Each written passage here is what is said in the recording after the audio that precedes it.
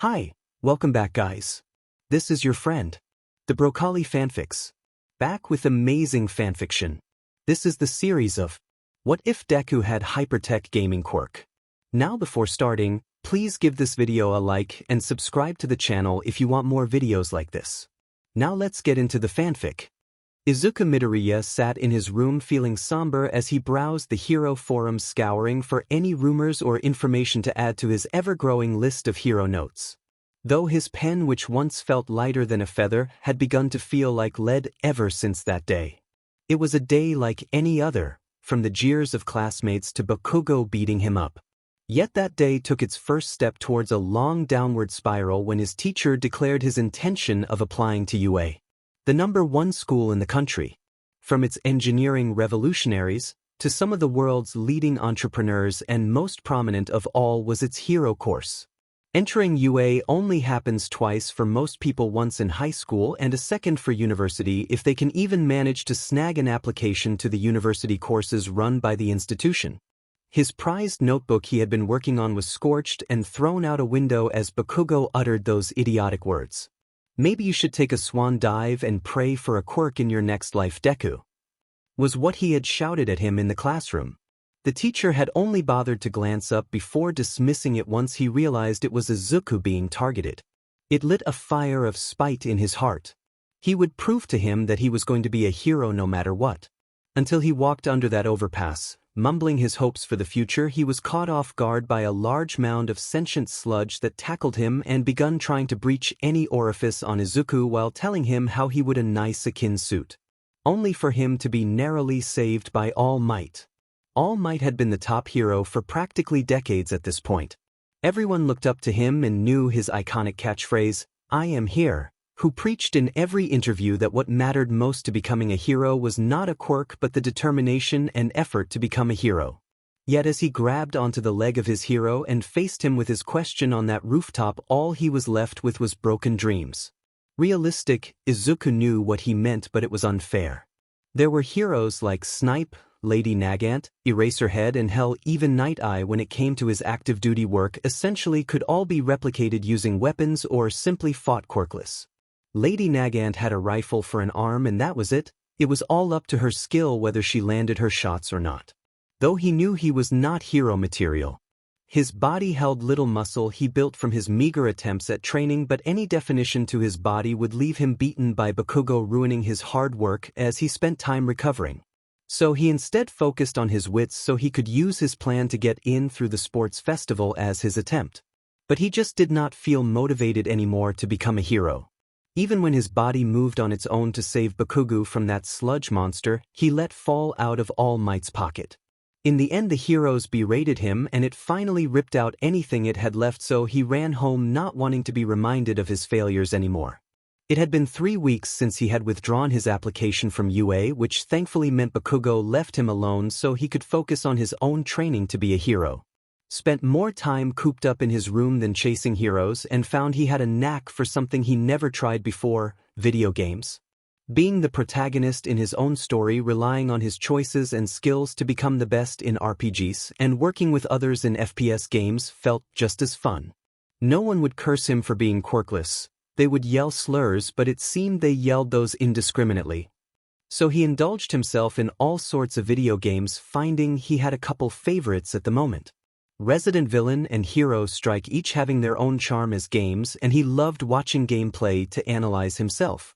Inko was not too happy her son had been spending more time in his room, but he did leave plenty of time where they would watch films together and the sort. Frankly, she was glad he moved on from heroes and chasing villain fights. They would make her so worried as she waited at home, fearing he may have become collateral in some brutal fight he chased after. It did pain her to watch him sell so much of his merchandise, thinning out his collection. Izuku was planning on getting her something, but she insisted he kept it for himself. Her son had made a large amount from the fact they were all mint condition, and some of them rose exponentially since he was gifted them. Yet despite this she did wonder why he stopped talking about heroes and little Katsuki. But that was a mystery for a different day. Quickly the 8 months went past and Izuku grimaced looking at his letters he had already received from the schools across Mustafu so far. That med school Aldra littered his report with slander and so many black marks he only remembered a big reason why UA was his top choice. The entrance exam and personality interview allowed students who may be subjected to discrimination a chance to enter the school. Yet he threw that away with his dreams. Exhaling, he walked up to his mother and just quietly cried into her shoulder as she ruffled his hair. His dad talked to him on the phone and had suggested some ideas for what to do after school ends. A big idea his dad was pushing for was to have Izuku try running a business, something small like a startup. Izuku's dad Hisashi was a good man, a little distant, only ever talking on phone calls, but he supported his family well. Having offered Izuku a decent sum of money, he left it open for suggestion of usage whenever he wanted. With that, their late-night phone call ended and Izuku fell asleep. Beep. Izuku could not tell whether that was his alarm or not. Welcome user Midoriya Izuku, I am the Hypertech Internet Cafe system. You have one mission pending. Then came a voice startling Izuku up. The voice was somewhat monotone and leaning towards a more feminine sound, though it could also very well just be androgynous. Looking around, he saw no one and, feeling confused, rubbed his eyes, thinking this may still be a dream, till he was greeted by a screen in front of him. Hello, Izuku Midoriya, user 0002. I am the Hypertech Internet Cafe system. Congratulations on your selection to be the current host of this system. You have one mission pending. Do you open the mission file? Yes, no. Izuku just sat there stunned and clicked onto the yes button. Then came a new screen with more information. Hello, Izuku Midoriya, user 0002. Missions pending. Mission name, beginning anew.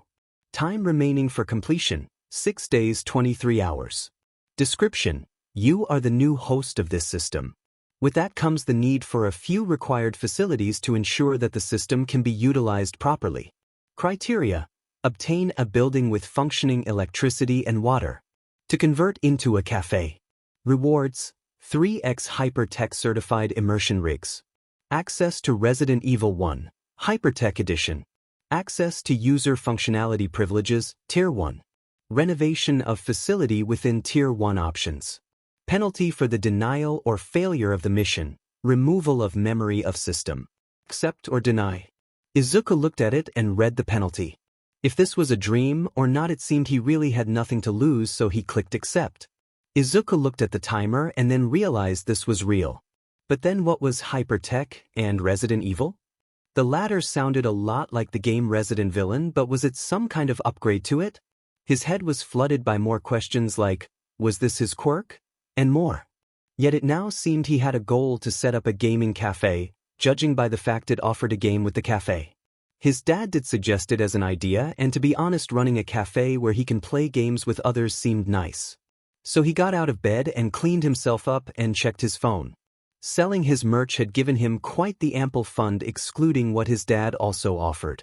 As he sat eating cereal that morning, his mum walked in yawning. Morning, Izuku. How did you sleep, sweetie? She asked, half asleep. I slept all right, but I had an idea for what I want to do as a business. He replied by taking the kettle from his mum to fill at the tap. Is that so? What do you plan? She asked curiously. Taking a deep breath, he spoke. I want to open an internet cafe. He looked back into his mother's emerald eyes and watched the gears in her mind spin, trying to find a response. Are you sure? Was what she came up with. Of course. They are generally self-sufficient besides managing something. We don't really have something like that in Mustafu, and besides, this is the city of UA, there will definitely be plenty of high schoolers and the like as customers. Izuku, that's wonderful. But we need to plan this first, and definitely talk to your father first. After all, we need to make sure you have all the needed credentials and registrations. She said resolutely. Looking him in the eye, she saw the determination in that focus. Izuku smiled and nodded. Thankfully, it was a weekend, which meant he could spend some time looking at buildings and planning. Although he would need to find an excuse for where his computers are coming from. At that moment, he heard a familiar beep as a voice spoke in his head. You didn't think this glorious system had not prepared an alibi? Came a haughty female voice. For your cafe, you can explain it as a franchise sponsored by the system. Since we do have an official website you can use to cover your tracks for this, just search it up. The website is... Izuku hastily picked up his phone. hypertechcafe.co.jp. Once he hit enter, he was presented with a very well-formatted website with bold lettering of Hypertech in the center. Quickly browsing the website, it looked like it was legitimate. Of course it's legitimate. There is nothing but the best which is produced by the system after all. Came the voice, reading his thoughts once again. It really sounded like a feminine bakugo. Especially with its ego. Don't worry, we sent an email to your account to state you have been accepted as a franchisee once you obtain a location. Izuku decided to show this to his mum so he could possibly speed up the establishment of the store. I do have the site of the company that runs the franchise on hand. Also, I do have the email. I was thinking of this a little while back, so I tested my luck with an application for franchise ownership. He told her the email and then the website. He had lied a little, but nothing that would be harmful. Inko was stunned looking at her son, having already been so thoroughly prepared despite him seeming to have just decided the idea first thing this morning. Okay, Izuku, if you are serious and already have this confirmation, we can start looking at properties since it's my day off. But even though you are already considered an adult, next time tell me when you sign a contract. She scolded lightly. Got it? He responded meekly. Then they called up Hisashi, who seemed ecstatic at the idea of Izuku attempting to break into a niche business for a startup. Hisashi was the kind of person that loved taking long shots, and for him that always seemed to work. Even though it did end up with him having to run his business in person in America. It did not help that he was in the hospital a few years ago from an accident when a villain attacked the company while he was talking to them. When Izuku brought up how the franchise had Resident Evil, he seemed ecstatic, talking about how his little brother had loved that game and it was technically considered retro to most. After that talk, his dad sent a little more than what he promised to give Izuku, saying he would love to visit when he can. Soon he and his mother were spending time at the table looking at spots they thought would be best for the cafe. Eventually they found a location for sale quite close to UA with an apartment on the top. So they decided to contact the seller to check it out. Getting to the cafe was a relatively quick train ride, around 30 minutes away. They were soon greeted by the two-story building which, peering in, was hollowed out for the most part. The contract was discussed and they were happy to allow Izuku to have the store registered with documents by Monday. Yet once Izuku signed the contract handing ownership on that table, he heard a ding. Once he had gotten home, he had called up the screen to see it had some updated information. Hello, Izuku Midoriya, user 0002. Missions pending. Mission name, beginning anew. Time remaining for completion, 5 days 10 hours. Description, you are the new host of this system. With that comes the need for a few required facilities to ensure that the system can be utilized properly. Criteria, done, obtain a building with functioning electricity and water to convert into a cafe. Rewards, 3x Hypertech certified immersion rigs. Access to Resident Evil 1, Hypertech Edition. Access to user functionality privileges, Tier 1. Renovation of facility within Tier 1 options. Note, with users' highly efficient speed at obtaining the cafe, they are given 3 stat points. Izuku looked at the stat point note and then clicked the menu tab in the corner and saw he had a few options and moved over to the Stats tab. Name, Midoriya Izuku, user 0002. Current privilege rank, Tier 1. Privileges noted. Can view stat page. Renovation access, T1. Access to Resident Evil. Can add stat points to stat sheet. Current accessible game library. Resident Evil 1. Stats, 3 points to add. Plus strength, 6, barely able to do a push-up. Plus dexterity, 14, can thread a needle most of the time. Plus intelligence, 18, smarter than most without intelligence quirks. Plus constitution, 7, standing in the rain will make you ill. Skills, high-speed speech, rapid analysis, low-tier parallel processing. Inventory items. Looking over his stats, he was surprised by them, though he did look sadly at how low his constitution and strength was. He remembered how each stat in most games were important and he decided that he would like to be a little stronger and less frail, so he put 2 points into strength and 1 in constitution. Then looked over his stats again. Name, Midoriya Izuku, user 0002. Current privilege rank, Tier 1. Privileges noted. Can view stat page. Renovation access, T1. Access to Resident Evil. Can add stat points to stat sheet. Current accessible game library. Resident Evil 1. Sits, 0 points to add. Strength, can do a few push-ups, probably. Dexterity, 14, can still only thread a needle most of the time. Intelligence, 18, smarter than most without intelligence quirks. Constitution, 8, can run a third of a mile, hopefully. Skills, high-speed speech, rapid analysis, low-tier parallel processing. Inventory items. Izuku felt his breathing easier a bit more than it normally did. Nothing major, but it was a lot more comfortable after all. Bakugo left his lungs ridden with smoke inhalation from burning most of his things every day. While he poked his arm and felt how they were firmer than before, and when he flexed his arm he could actually see the bicep raise a little.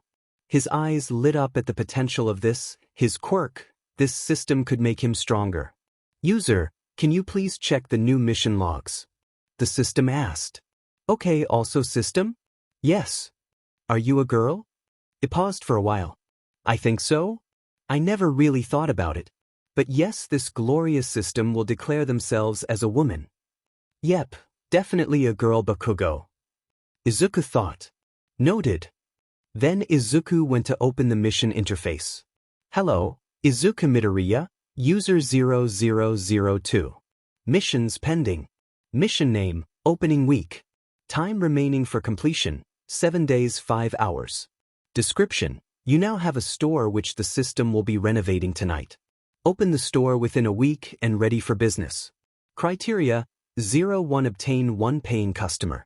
00000 60,000 earn 60,000 yen. Rewards, 2 stat point. Drink unlocked, Coca-Cola price, 400 yen per bottle. Penalty for the denial or failure of the mission. User will lose allocated stat points. Accept or deny. Izuku gulped, looking at the risk of losing his stat points, and groaned at how he realized he had no other choice and clicked on accept. Izuku was home later that night as the system told him it was currently renovating the cafe for operations. So he did what he had been doing for the past 6 months and sat at his computer and booted up Counter Heroes. He was happy to see his 4 friends all online. Shox 420, Dusty Boy, Scales and Blades and Splitter. Sending a message, he waited in voice chat for them to join and was greeted by the first ping. Hey, Green, how come you're on? You basically never play on a Sunday. Shox asked, happy his friend was on. I needed to unwind, after all I'm going to be a lot busier and might not be able to. As Izuku was about to finish, another 2 joined. Sup hey y'all, the 2 said in unison. Dusty and Scales join at the same time. We're doing good, just Green was about to say something. Shox responded. Yeah, I may not be able to play as much starting from tomorrow. Going to be busy. Then the final ping of the group joined, being Splitter. Guys, sorry I was late, just finished training. What did I miss? Green apparently has more important things than us. Dusty remarked. The betrayal of Green. She gasped. Izuku sighed at Dusty's antics. No, it's just I'm going to be opening a cafe soon, as in a gaming cafe. So it'll take a lot of time managing it. How the hell do you have a cafe? You're like 14. Scales shouted into his mic. Yeah, I know, surprise. Got accepted into running a franchise's cafe where I live since I'm not going to high school after all. Hold up, why are you dropping out of school? Shox asked. I'm bad at school, but even I'm going. Most schools won't accept me because Aldra basically put every black mark and disciplinary action they could on it. Also, I'm quirkless. Izuku froze at the realization he just revealed he had no quirk. His heart thumped in anticipation, only to be greeted by the same statement by all of them. Why does being quirkless matter? They replied in unison. He began to laugh as tears came up to his eyes in joy. Green, you okay? Splitter asked. Yeah, I'm just happy. Everyone in my school ethics, they all hate me because I'm quirkless. That's stupid. But I can relate. I have a complex mutation and that made getting jobs nearly impossible. Scales replied. I get bullied when practicing my quirk since if I overload it, I basically go blank and just have to stand there as people laugh at me. Shocks responded in solidarity. Hell, my quirk is the worst. I have to wear gloves or everything around me breaks. I basically can never go out since my dad doesn't want me to get in trouble. Dusty said. Dusty's dad might be super controlling or strict. Izuku thought. Yeah, if it wasn't for the fact my parents are well off, I would have gotten bullied a lot more than I already did for my quirk. So many people make creepy comments or just say it's not a strong quirk. Splitter grumbled. We feel ya. Dusty replied. Anyways, how about we play some matches and try to rank out of silver? God, I hate the ranking system, it's such a DMN screw-up. Scales said. A few hours had gone by into the night till it was around 3 in the morning when they came off. Thank God we finally ranked up. That was painful. Dusty groaned. At least we are in gold. Shocks said optimistically. That's fair. Scales replied. Oh yeah, green before we log off, mind telling us where that cafe you plan to run is? Splitter asked to bring the attention onto Izuku. Might as well tell you since it's a cafe. It's in Mustafu on Hero Street. When it's open you should see it easily. Izuku responded. Wait, you live in Mustafu? Splitter asked. Yes, I do. Izuku asked why she needed the confirmation. Dude, I'm applying to UA. I've got my recommendation exam soon. Splitter shouted back eagerly. Izuku winced at the words. If you get in, does that mean you'll be able to visit? Of course. Splitter replied. Wait, you two are also heading into Mustafu? I'm planning on taking the normal entrance exams for UA. Shocks joined in. Does that mean we can all hang out after classes at Green's Cafe? Splitter asked.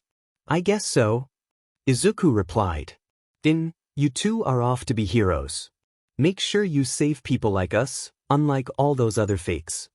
Scales said. You got it, boss. The two aspiring students replied.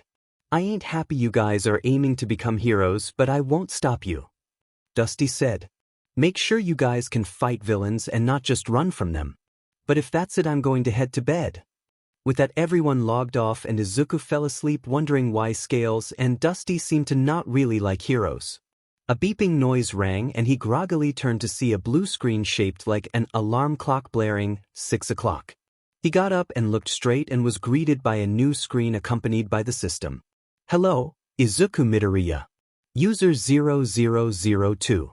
The renovations are completed by this generous system. Everything has been set up, so please make your way to the cafe to see if it's to your liking. He groaned and began to prepare himself. Seeing his mum also awake, he smiled.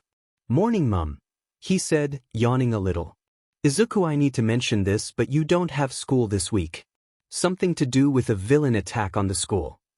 Inko replied. Okay, I was going to check out the cafe today, so I might do that after breakfast. So eager to start a business. If you want, we can probably get you tested out of middle school early. That could work. How long would it need to take to be booked? A couple days. We can get you to do the test by Thursday. That would work great. Izuku responded eagerly, happy to avoid ever going back to Aldra. He knew the material already after all the teachers were too busy sending him to detention for him to learn anything in most classes. With a quick breakfast, he left the house around 7 and was heading to the cafe. He started a conversation with the system. So, system, what are you? Izuku asked in his head to the system. I am the best system, of course. She announced proudly. No, not like are you any good. I mean you are my quirk, right? I'm not your quirk. She responded flatly. Izuku stopped walking midway. What? I'm not a quirk as you put it.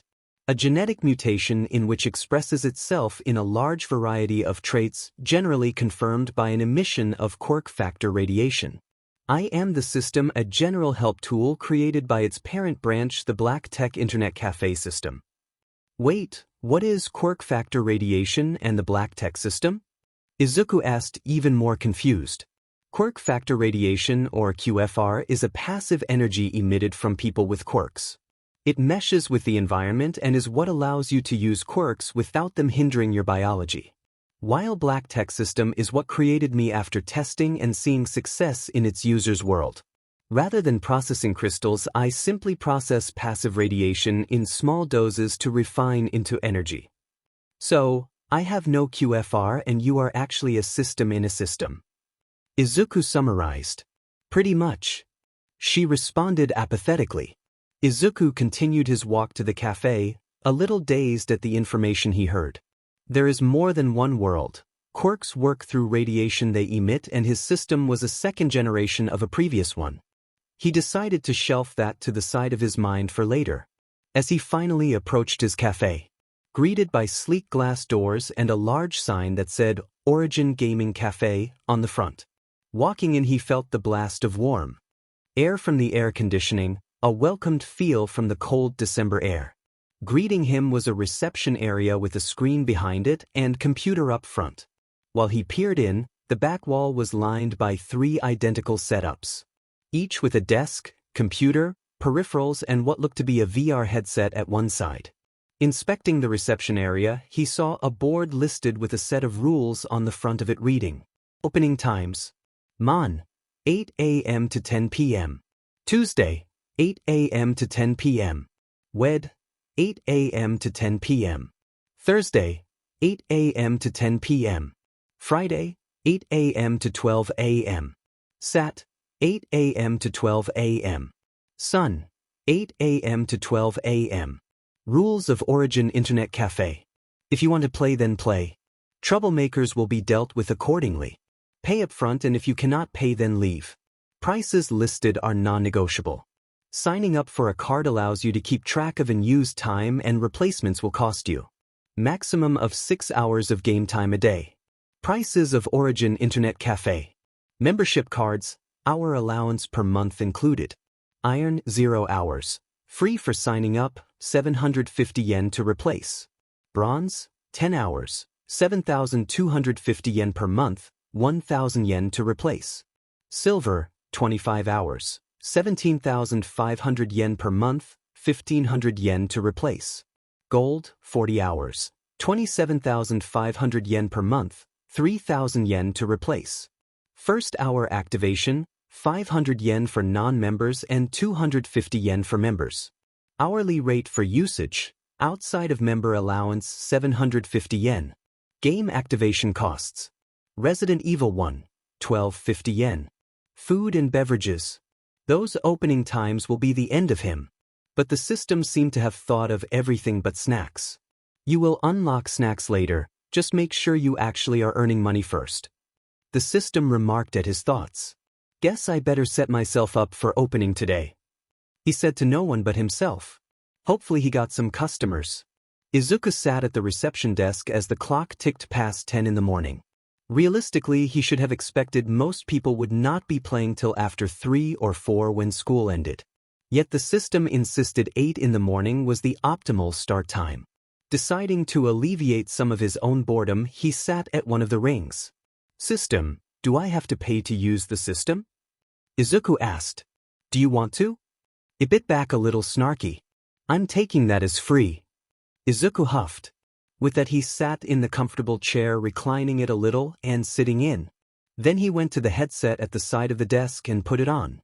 His body relaxed in the chair and he was suddenly immersed into the system. Looking in front, he saw the screen displaying games, with Resident Evil being the only option, and selected it. Soon he was brought into the game and was faced with 2 options. Select your character. Special Operations Agent. Note, stats will be adjusted accordingly. Looking at the discernible face of Chris at the side of his choice, Izuku assumed it must be the main character of the story and selected it. Soon he was greeted by Raccoon City. Time ticked by as he got used to the immersion. He was moving according to his body, and it seemed and felt like he was there. He could hear subtle sounds, and the stench of the mansion he was faced with was pungent. Seeing what he thought was a person, he began approaching them. Is this the tutorial? He asked towards the figure, only for it to turn to him and reveal a grotesque and gnarled look. It growled and started to lunge at him. Izuku managed to barely avoid its wildly swinging attacks and managed to grab his knife from his side and stab it. The motion was fluid and Izuku felt as if a hand was guiding him till he saw a small prompt below in his field of view. Note: playing as Chris at early levels, you will be guided by the system till you are capable of his techniques. Happy fighting! Zombies, why would it be anything else but zombies? He muttered. Then Izuku began to focus on the fact the game was letting him learn the character skills. He wondered if these techniques would translate later on to himself. With it he began playing again till his first death at a dog that went and ripped at him. Ah! He yelped, taking the headset off with a hand to his throat. The pain was so surreal and he was feeling as if his heart was beating at full. System, what was that? The death replication system is working well. The game is ensured to be as realistic as possible to ensure maximum learning potential. It is possible to lower the pain sensitivity, but it's ill-advised for the user if they intend to learn rapidly. She chimed. Izuku thought about it. The pain of dying was definitely a shock, but he had nearly died before and spent a decade being beaten. He wanted to be stronger as fast as he could. Got it? Izuku responded by slipping the headset back on. By the time Izuku was done, it was already around 6 in the afternoon without a customer on his first day. Getting up, he was proud of his progress and how his muscles twitched in memory of each technique he took to heart. But then he began to flex his muscles and felt them bulge a lot more than they should. Quickly he navigated to his status window and looked. Name: Midoriya Izuku, user 0002. Current privilege rank, Tier 1. Privileges noted. Can view stat page. Renovation access, T1. Access to Resident Evil. Can add stat points to stat sheet. Current accessible game library. Resident Evil 1. Sits, 0 points to add. Strength, 12, can do push-ups easily. Dexterity, 16, can thread a needle all of the time. Intelligence, 18, smarter than most without intelligence quirks. Constitution, 12, can run a full of a mile with ease. Realm, early body forging, beginning of this sprout. Realm progression, 13.3, just starting out. Skills, high-speed speech, rapid analysis, low-tier parallel processing, mid-level CQC, mid-level knife combat, low-level firearm usage. Inventory items. He saw the new status information about skills and he was confused. His new skills made sense as he played the game, but he had no clue what realm could possibly mean. System, what is this realm on my status tab? Izuku asked. It is a method of training to gain strength and abilities. You are currently in the early body forging realm of warrior cultivation. Now even a string bean like you can put up a fight, probably. How do I improve then? Izuku was curious about it. Simply training in these games allows you to cultivate energy to refine your body, whilst learning techniques can help with intelligence and dexterity that require practice. This system feels bad, so here's some advice. To reach peak of body forging you will need around 40 in strength, constitution and dexterity. After all, you have just about reached the basics of normal people. The realm points is essentially the average score of these values, and that's technically what needs to reach 40 itself. Though I recommend having a balance of stats before you specialize, or you may bottleneck later on. So keep grinding. My life has become a glorified RPG. Izuku groaned as he heard the door open. Turning, he greeted the person. Welcome to Origin Gaming Cafe. Then he took in the look of the person. She was a little taller than him with blonde hair and glasses. Hi, I was just looking around. What kind of games do you have here? She asked. Well, currently we have one game in the library due to more being in development for the systems we run. That caught her curiosity as she tilted her head a little. Why is that? Due to the realism factor of these systems, making games with full range of freedom and making them realistic can be difficult. If you like, you can try. He suggested, hoping to make his first sale today. How much is it to try? She said, her eyes were lighting up eagerly. It depends on whether you want to sign up as a member or not. Members get things a little cheaper and get to keep track of time they pay for on their card if they end a session earlier than paid for. Got it, that makes sense. She then turned to the board he pointed at with the prices. I'll try just an hour today so I can get an iron card. Izuku nodded, making his way to the computer at the reception and opened up to be greeted by the membership creation page. I'm going to need a name and any ID if you can. This is just so you can make a new one in case you lose your old one. Also an email and phone number. My name is Melissa Shield.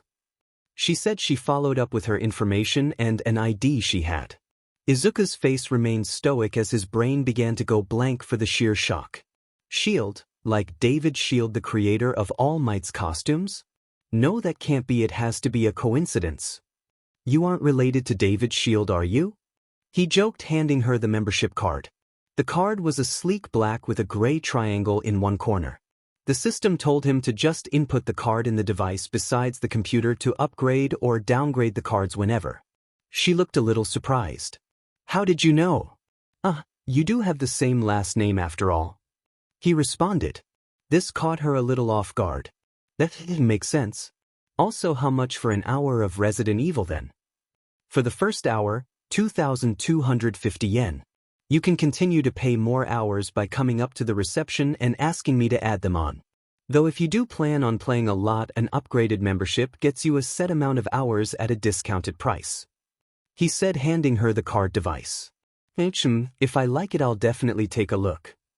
She said, smiling as she paid her first hour and headed to a seat. Melissa reclined into the seat and felt as if she was on a cloud with how comfortable it was. Then at the side was a small slot with an indicator for the card, and she put it in. On the screen was a prompt, for full immersion, please relax into your seat and place the headset on. So she did just that and immediately was greeted by an array of colors and then a start screen for Resident Evil. Clicking start, she faced two options. Select your character. Special Operations Agent. Note, stats will be adjusted accordingly. Clicking on Jill, she began her game. Izuku watched as she played, thinking it may be in bad taste to play games while he had customers, so he decided to ask the system a few more questions once her headset was on. System, what is the point of stat points as a reward when I gain more from gaining? Izuku asked.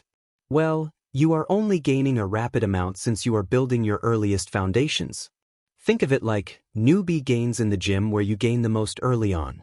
When you are lacking in overall points of development in some aspects, those points can help cover your weakness.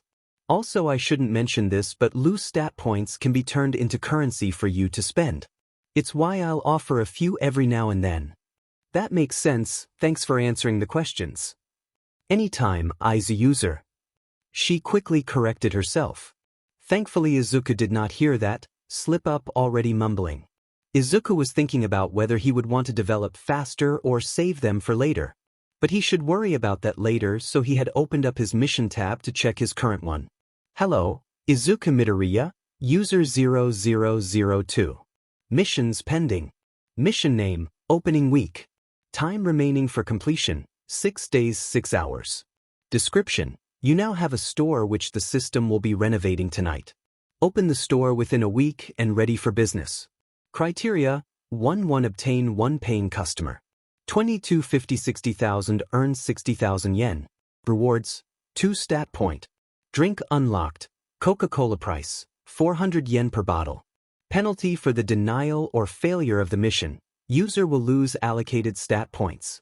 Active. He smiled, having taken his first steps into his business. Though he had been worried the Coke price may end up a little high. Then he heard a yelp and turned to see Melissa take her headset off, a little pale. What was that? She questioned, turning to him. Oh, did you die? The game is a little too realistic for most at times. Gave me a good scare too. Izuku chuckled at his own death. That was horrifying. How is this so realistic? Not sure, my sponsor made the technology. They wanted me to set this place up. Is it always that painful? Not every time. But if you would like, you can reduce the sense of immersion, but it does kind of dampen the overall experience. Melissa debated it in her head whether she wanted that or not. No, it's fine, I'll bear it. Then happy gaming, but be aware you do have about 20 minutes left since you spent 40 in there already. He heard her click her tongue. Can I get a silver membership? Melissa knew she was going to play a lot more of this. The story was so enticing and its gripping immersion made it feel like its own world. But it helped she felt like she was the protagonist of the story with Jill also being quirkless. Alright, that'll be 17,500 yen and is paid each month for 25 hours. Okay, she replied, swiping her card to pay for the new one. Izuku took her card and placed it in a small scanner-like device and it returned with a silver card with white lines in the design and her name in the bottom. Smiling, she took her new card. Thanks. Just remember we have about 4 hours left till closing. Okay. She made her way back to the setup. Izuku was happy he made around 20,000 yen for the day already. Deciding to kill time, he went on his phone and opened up his messenger and started talking to everyone in the group chat. Greenmite, sup guys? Splitter, Green, you're alive. Are you up for some games? Greenmite, sorry, currently working right now. Got a customer on day one. Dusty boy, nice. Anyways Green, what games do you have in the cafe? Greenmite, I've only got like one game. Rip. It's Resident Evil. Scales and Blades, only one game? Greenmite, yep. It's because they need to be made compatible with the current systems I use and also licensing stuff. Scales and Blades. So it's just a trial for the opening? Greenmite, pretty much. Dusty boy? Green, what is Resident Evil? Greenmite, it's basically a zombie horror game. Gotta make your way through the missions and story. It's pretty good though, dying hurts like hell. Shocks 420, you died? WTF. What did I miss? Dusty boy, Green. Talking about the game in his cafe. What did you mean hurts? Greenmite, well the game is super immersive and that means all senses. Unfortunately that also means pain gets transferred over too. Dusty boy, Angel, that sounds badass and terrifying. Send me your address. I need to see this. Scales and Blades, same here. Shocks 420. I'd make it but I live too far for a day trip, especially with training for the exam. Splitter, I can make it. I live like an hour by train from Mustafu. Greenmite, alright, the address is 27 Hikoto Street, Mustafu West District. Dusty boy, that's actually pretty close since I live in Kamino, so wanna meet in 2 days or something. Greenmite, yeah that's cool.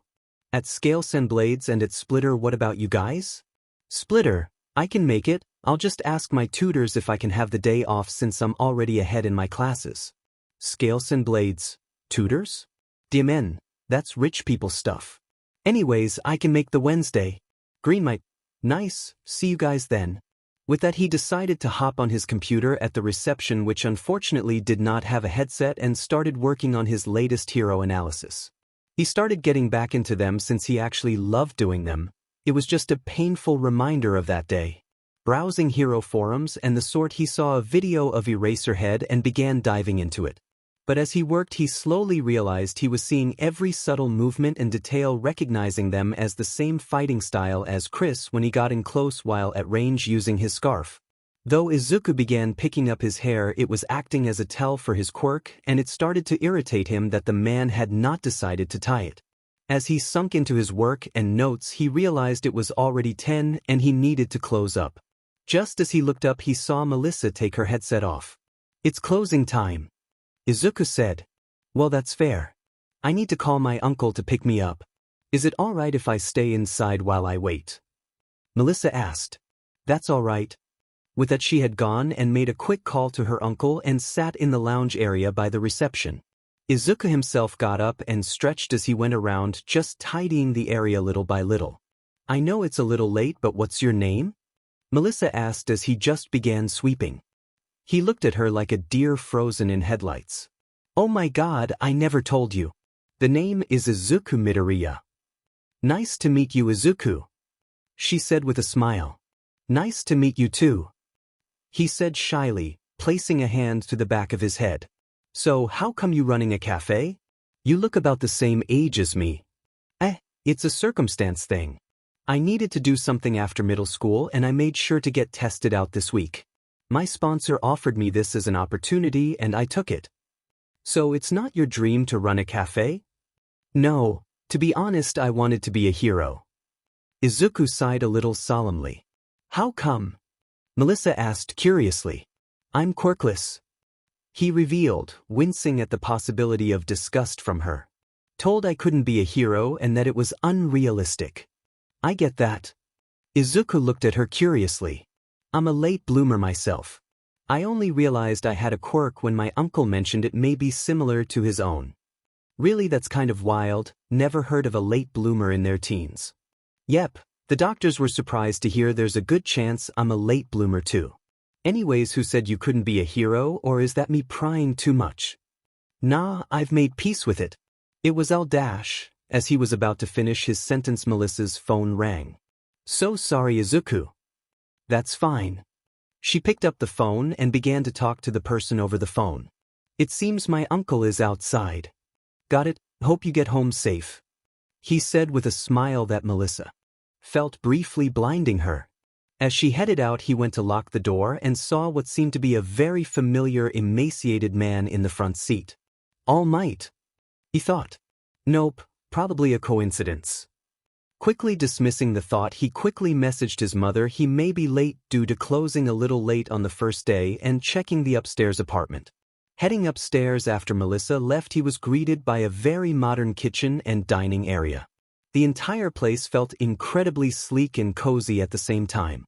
He began to head towards what he assumed was the bedroom and was greeted by a king-sized bed. Exhausted, he sent one message saying he was going to stay in the upstairs apartment for the night and fell asleep. Kurogiri, where are my jeans and t-shirts? Tamura asked his long-term assistant and caretaker. Tamura in the wardrobe to the left. Why? Kurogiri questioned. I need an outfit that looks decent since I'm meeting up with some friends. Now this made Kurogiri stop polishing the glass he had in his hand as he quickly turned to face Tamura.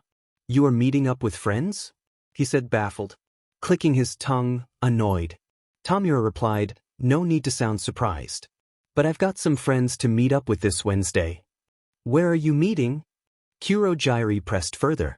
Just a gaming cafe run by a friend of mine. Kurogiri set down his glass on the countertop.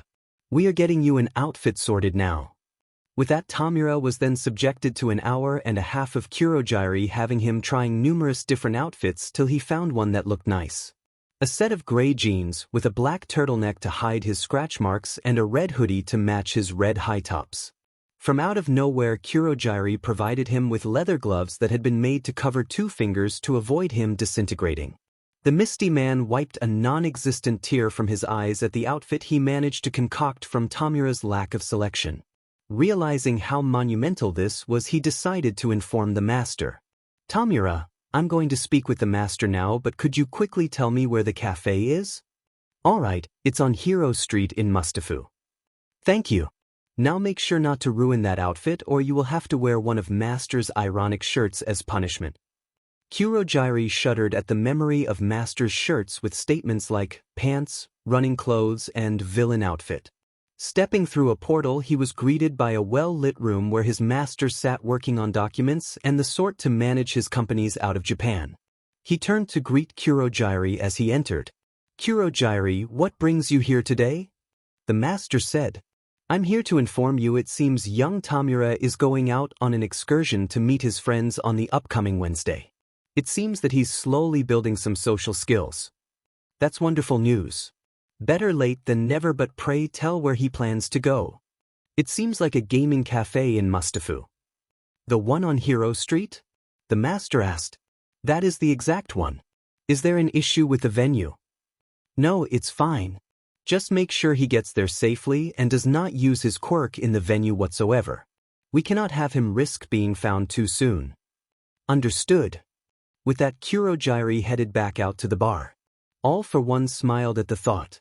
It seemed my boys were already acquainted with each other. I should go see Inko that day then. Izuku's Tuesday had gone by quite quickly as it was Melissa there again. Though there were a couple students that tried it out, unfortunately getting too scared by the immersion mode and sticking to its normal version. They enjoyed it, but it did not look like they planned on coming back anytime soon, so he quickly checked his mission status. Hello, Izuku Midoriya, user 0002. Missions pending. Mission name, opening week. Time remaining for completion, 5 days. Description, you now have a store which the system will be renovating tonight. Open the store within a week and ready for business. Criteria, 1-1 obtain 1 paying customer. 2-4-2-5-0 60,000 earn 60,000 yen. Rewards, 2 stat point. Drink unlocked. Coca-Cola price, 400 yen per bottle. Penalty for the denial or failure of the mission. User will lose allocated stat points. Active. He was wondering what to do to get more customers. At least he would finally meet his friends tomorrow. Getting up, he decided to start cleaning up the shop so he could close and leave without anything else to do. But as he was sweeping, he heard someone entering.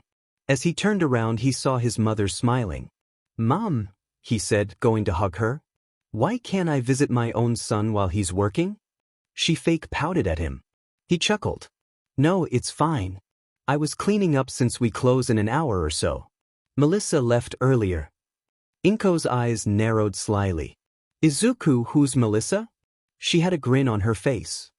"She's just a customer that came here consistently for the past 2 days. That's all." Inko hums with a tone of suyer. Fumbling in his pocket, he pulls out a key loop. "This is for the apartment upstairs. The franchise group had it furnished as a part of the contract, and because I got a property quickly." "That's nice of them. Let me just put these dishes I made upstairs." With that, she headed to the apartment. Soon it struck 10 and he decided to close the shop for the night. Going upstairs, he could smell the food that his mother had made being heated up on the stove with a couple plates set. His mouth started to drool a little at the scent of katsudon in the air. "Mom, that smells great. How long till it's heated?" "Just a couple minutes." At that moment her phone began to ring. "Izuku, can you answer the call, sweetie?" Reaching for the phone, he saw it said, "Hisashi," and he answered. "Hey Dad." "Izuku, how are you? Also, where is your mother?" His father asked. "I'm fine. We are in the cafe apartment about to eat dinner." The cafe had an apartment? That's nice. "Anyways, I need to tell your mother something quickly." "Okay, can we talk a little later when you are done?" "Of course." With that, he passed the phone to his mother. "Hisashi, what did you need to talk about, darling?" While his parents talked, he decided to get changed into some clothing that he had brought with him in case he needed to stay in the apartment more often. While he was pulling on a t-shirt, his mother made an excited shrill. Panicking, t-shirt half on, he appeared in the main living area and looked at his mother. "Mom, what happened?" "Izuku, your dad is visiting tomorrow. He'll be here for a few days." "Really?" Izuku was incredibly excited at the prospect of seeing his father. He knew his dad had been recovering in America and he lost his sight from the accident. Somehow Dad managed to get a friend of his to use his quirk on him that allowed him to see, albeit in only a small radius around him. Izuku didn't care about the logistics, even if he was curious about a quirk that could partially solve blindness. He was happy his dad could still see. "Izuku, Hisashi wants to talk to you." He took the phone and his dad started asking him about his day and how the cafe was. Slowly time ticked by as he and his father discussed the struggles of his newly opened cafe and the fact his father was planning to try out the game system. Izuku's alarm began to beep, flashing 7 o'clock into his face as he squinted at the harsh red. Knowing he had to get up, he jumped out of bed and stretched his joints, clicking in response. Getting up, he headed to the bathroom, greeting Inko, who had begun to make some breakfast for the both of them. "Morning, Izuku, breakfast will be done in a second. Just clean up and we can eat." She chimed from the kitchen. "Okay, Mum," he said groggily. After brushing his teeth and taming his hair into a slightly less unruly bush, he sat down and ate his breakfast. Checking his watch, he realized opening was in about 10 minutes and he needed to get to the store. "Mum, I'm going to head down to open up for the day." "Okay, I'm going to head to call Hisashi. He should be off the plane by now." With that, he headed downstairs, watching the room illuminate, and unlocked the front door. With it being so early in the morning, it should be pretty quiet, so he decided to play some Resident Evil. After all, he needed to refine his knife skills. Once he was Chris, he felt the knife in his palm and began to go through a few drills till he was mentally ready. Then he began to play slicing zombies and hounds that lunged at him by ducking and weaving through. As they lunged or swung at him, they would be his for the taking, getting in close to deal a fatal blow. Sometimes he would switch to his pistol, aimed only ever at the head to conserve bullets and make his fights a little easier. That was till he faced his first hunter. The beast was burly and much taller than him, and it came towards him with speed. Its claws slashing the air in front inches from his face as spit flung from its maw. Fear shook him. Look at the reptilian creature. He went to get in close and was simply greeted by game over. He just was not fast enough to even hit it. Taking his headset off for a breather, he was greeted by a smiling face of a man with a stature almost as tall as All Might, ivory curls like clouds, ruby eyes and a face littered with freckles like his own. "Dad!" Izuku shouted, jumping up into his father's arms. "How are you doing, little sprout?" His father teased. "I'm not a sprout. But I'm doing good," he replied back, jokingly pouting at his father's nickname. "Now, is this the little cafe you've been working on? It's nice, and from what I see that's Resident Evil." "You know Resident Evil?" "Of course I do. Me and your uncle used to play it when we were little." His father chuckled. Uncle Yoichi apparently died when he was young because of his health, according to his father. "I remember when I got my hands on a copy when our parents told us we were not allowed it. He adamantly chose to play and was left unable to sleep that day. Acting like I was a teddy bear, he clung to me so he could actually fall asleep. All I knew about Resident Evil was that it sounded like Resident Villain and that the game was super realistic in this version." "Really?" His father sounded amused. "Let me try the game." Izuku scratched the back of his head sheepishly. "You still need to pay." "Cafe policy?" "Yeah. How much is it?" "Well, I'd recommend the iron if you are trying out, but if you want to play for a while then silver at least, since you get some hours at a discounted price." Always the salesman. "Good to see you have my qualities in making deals." "Thanks, Dad. I'll get a gold membership. After all, a good father supports his son's endeavors, and I have more than enough money to spare at this point." "Okay, 1 gold membership and 1 game activation is 28,750 yen. With that, Hisashi swiped his black debit card on the scanner and paid. "Now let's see what it's like," he said, sitting excited in the chair. "By the way, Dad, it is really realistic, as in you can feel pain and also a lot of close quarters combat." "Izuku, I'll be fine. I was watching you play, so I should have this down." "Got it." With that, he watched his father place the headset on with the eagerness of a child on Christmas Day. Hisashi had entered the game and was greeted by the same screen as Izuku, but chose his own character.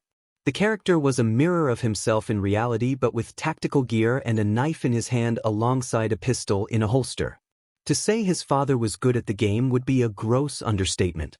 It was as if he had held a knife his entire life. The fluidity of each slice held precision a surgeon would be tough to beat, and had the agility to duck and weave each attack. At times his father would stutter or trip, but it seemed more as if his father expected more out of the body than it was performing. Almost as if he was limited by the body and not himself. Within an hour of playing, he hacked and slashed his way to an explosive finale with the rocket launcher. It all took no more than maybe 50 minutes. Taking his headset off, he had the smuggest grin alive. "Not my best time for Resident Evil, but that was amazing, Izuku.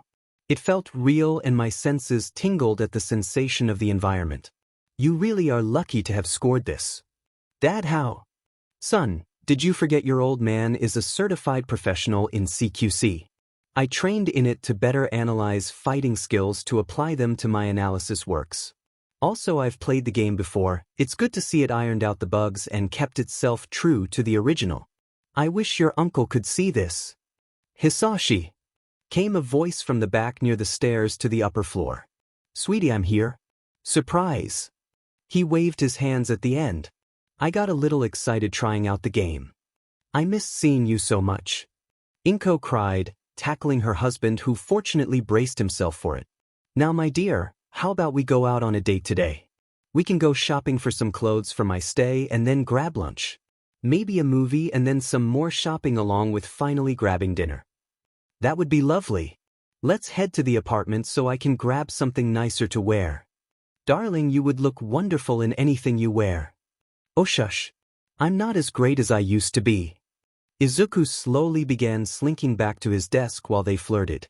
However, it seemed his parents realized he felt awkward and started laughing. "Okay, Izuku, we will be back later. Anything you want us to grab for dinner to bring you? Some katsudon, please?" Izuku, you need to learn to like more things. You've loved katsudon since you could eat it. But that's fine, we will be back around 10 tonight. Izuku waved them off as he watched them head out. Checking his phone, he was greeted by a few notifications from his friends. With a smile, he opened up the app. Greenmite is now online. Splitter, Green, see you at 1 p.m. Scale Sandblades, may run a little late but around 1 p.m. too. Dusty Boy, I may get there a little early but yeah, same here. See you at 1 p.m. Shocks 420, I'm so jealous. Guys, make sure to post a selfie in the chat so I can see what you all look like. Splitter, got it. Greenmite, see you at 1 p.m. He glanced at his stat sheet, marveling at its growth. Name, Midoriya Izuku, user 0002. Current privilege rank, Tier 1. Privileges noted. Can view stat page. Renovation access, T1. Access to Resident Evil. Can add stat points to stat sheet. Current accessible game library. Resident Evil 1. Sits, 0 points to add. Strength, 14, can do push-ups easily. Dexterity, 17, can thread a needle all of the time. Intelligence, 18, smarter than most without intelligence quirks. Constitution, 15, can run a full of a mile with ease. Realm, early body forging, beginning of this sprout. Realm progression, 15.3, just starting out. Skills, high-speed speech, rapid analysis, low-mid-tier parallel processing, mid-level CQC, mid-level knife combat, mid-level firearm usage. Inventory items. Then his current quest progression.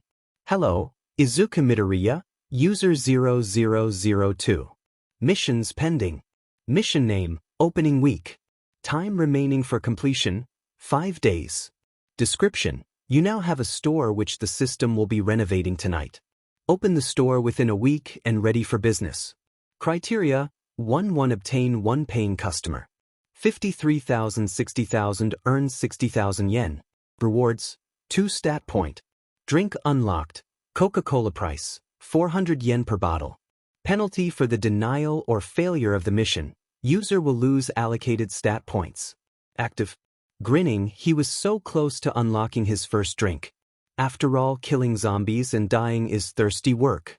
Then he might begin getting more quests as well. Eagerly he waited for his friends by killing time doing some light revision for his exam. Thankfully he had already covered the curriculum in his own time due to the absolute incompetence of his teachers. It irritated him and annoyed him to no end, but it at least allowed him to become better. Soon he heard the door open and was greeted by a taller teenager who almost looked a little too much like Dad. Honestly, if he had freckles and did not have eczema, he could pass off as a younger version of his dad with long hair that was tinted light blue. On his hands were a pair of specially made 5-point contact gloves that covered his pinky and middle finger. Then it struck him, Dusty had a 5-point contact quirk. Dusty? He asked curiously. Rude. The teen snorted, making Izuku panic. Greenie, it's me. You but, scaring me like that. God, if I called an actual customer Dusty they might smack me. Wow, calling a paying customer and but, how professional. Shush. Anyways, my name is Izuku Midoriya aka Greenmite. Midoriya, that's almost too perfect a last name. Well, my IRL tag is Tamura Shigaraki. But that's a little too edgy, so call me Tenko. Got it, Tenko. Izuku said with a grin. At that moment the door opened again, and they were greeted by a girl with green hair and a sharp grin. Green? Dusty, you guys? She asked in anticipation. Splitter? They both asked. Her smile widened as she tackled them both in a hug. It is you guys. The name's Setsuna Tokage. Nice, I'm Izuku and he's Tenko. Are we waiting on scales? Almost as if by magic the door opened again.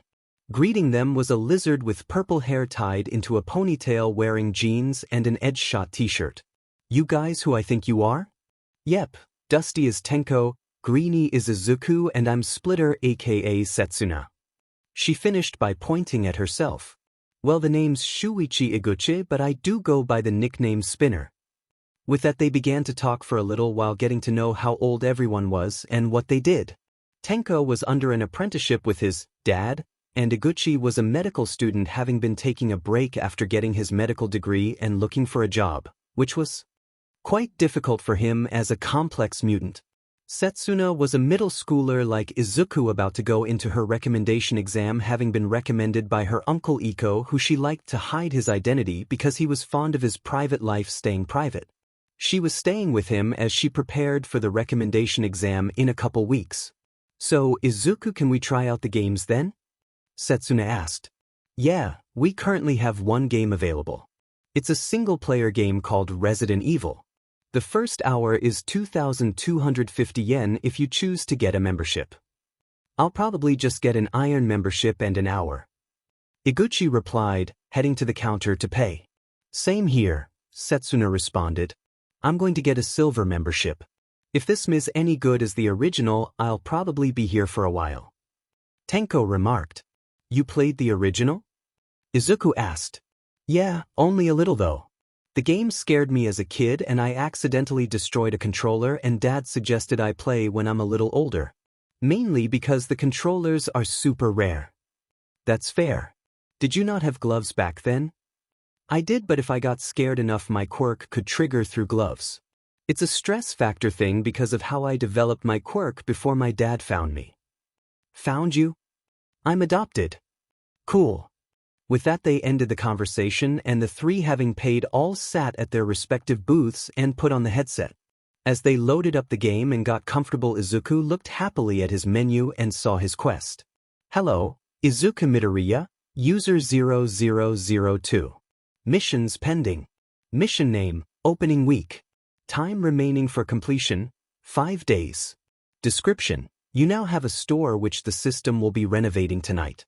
Open the store within a week and ready for business. Criteria: 1 obtain 1 paying customer. 60,000 earn 60,000 yen. Rewards: 2 stat point. Drink unlocked. Coca-Cola price, 400 yen per bottle. Penalty for the denial or failure of the mission. User will lose allocated stat points. Completed. Congratulations host, you finished the quest and the secondary objective as well." The system chimed. "The secondary objective?" Izuku questioned. "Fill all 3 seats at once." "Can I see the quest for that?" "Of course." The system then displayed it in front. "Hello, Izuku Midoriya, user 0002. Missions pending. Mission name, Full House. Time remaining for completion, 4 days. Description: you have opened the cafe, now try and get all seats filled at once at least once this week. Criteria: 3 seats filled.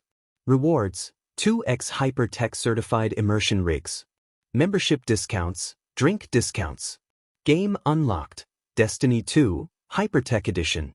Penalty for the denial or failure of the mission, no penalty. Completed. A new game already?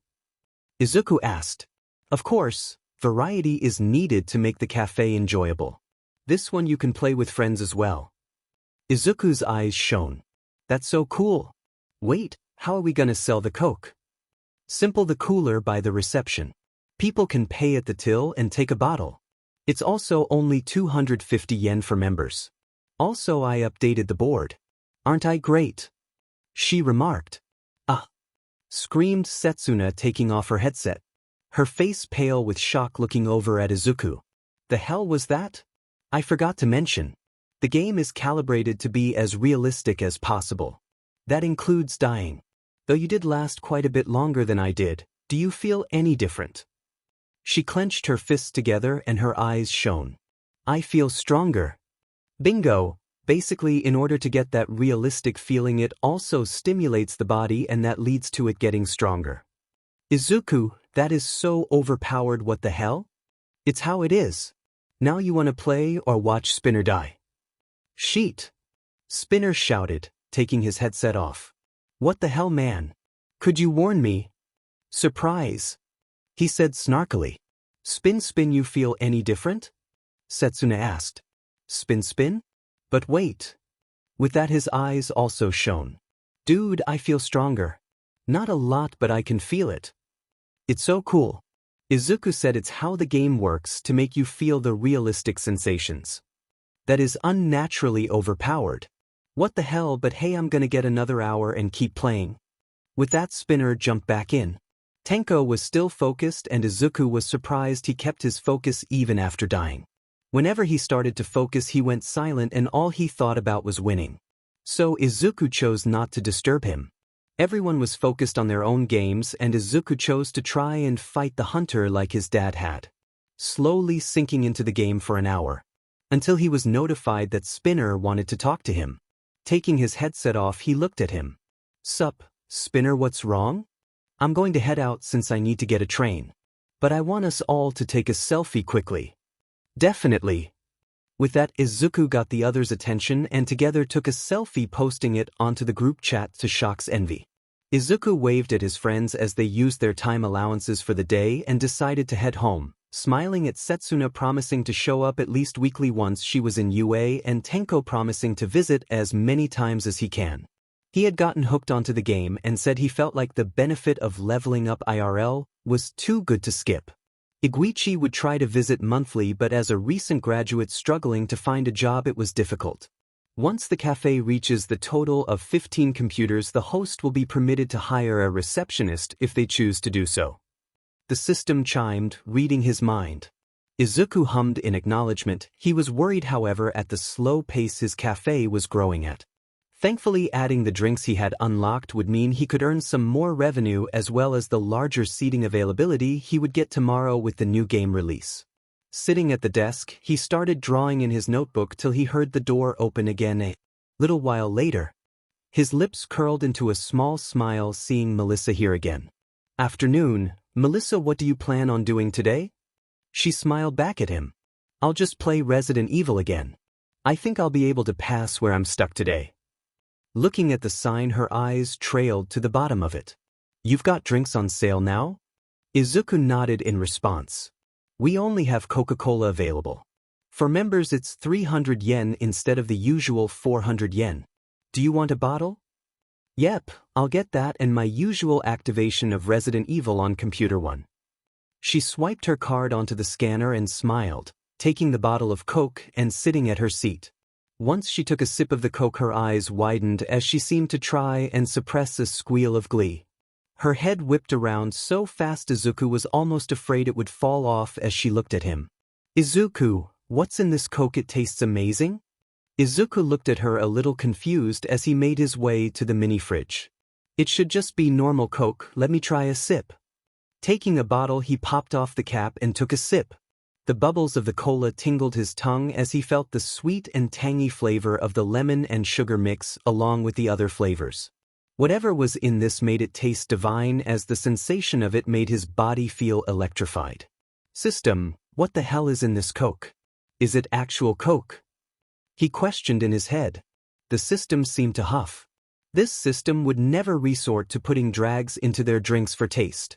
"I did not even bother putting in the caffeine.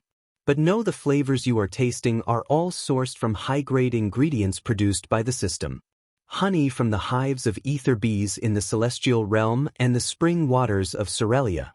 Drink enough of this and you'll slowly begin feeling its passive regenerative properties. It is essentially a medicinal drink at the level it's been produced." She seemed proud of the cola she had made. "This won't have any negative impacts, right?" Izuku questioned, hearing it being considered medicinal. Of course not. This beautiful system put in all the right measures to prevent such a thing.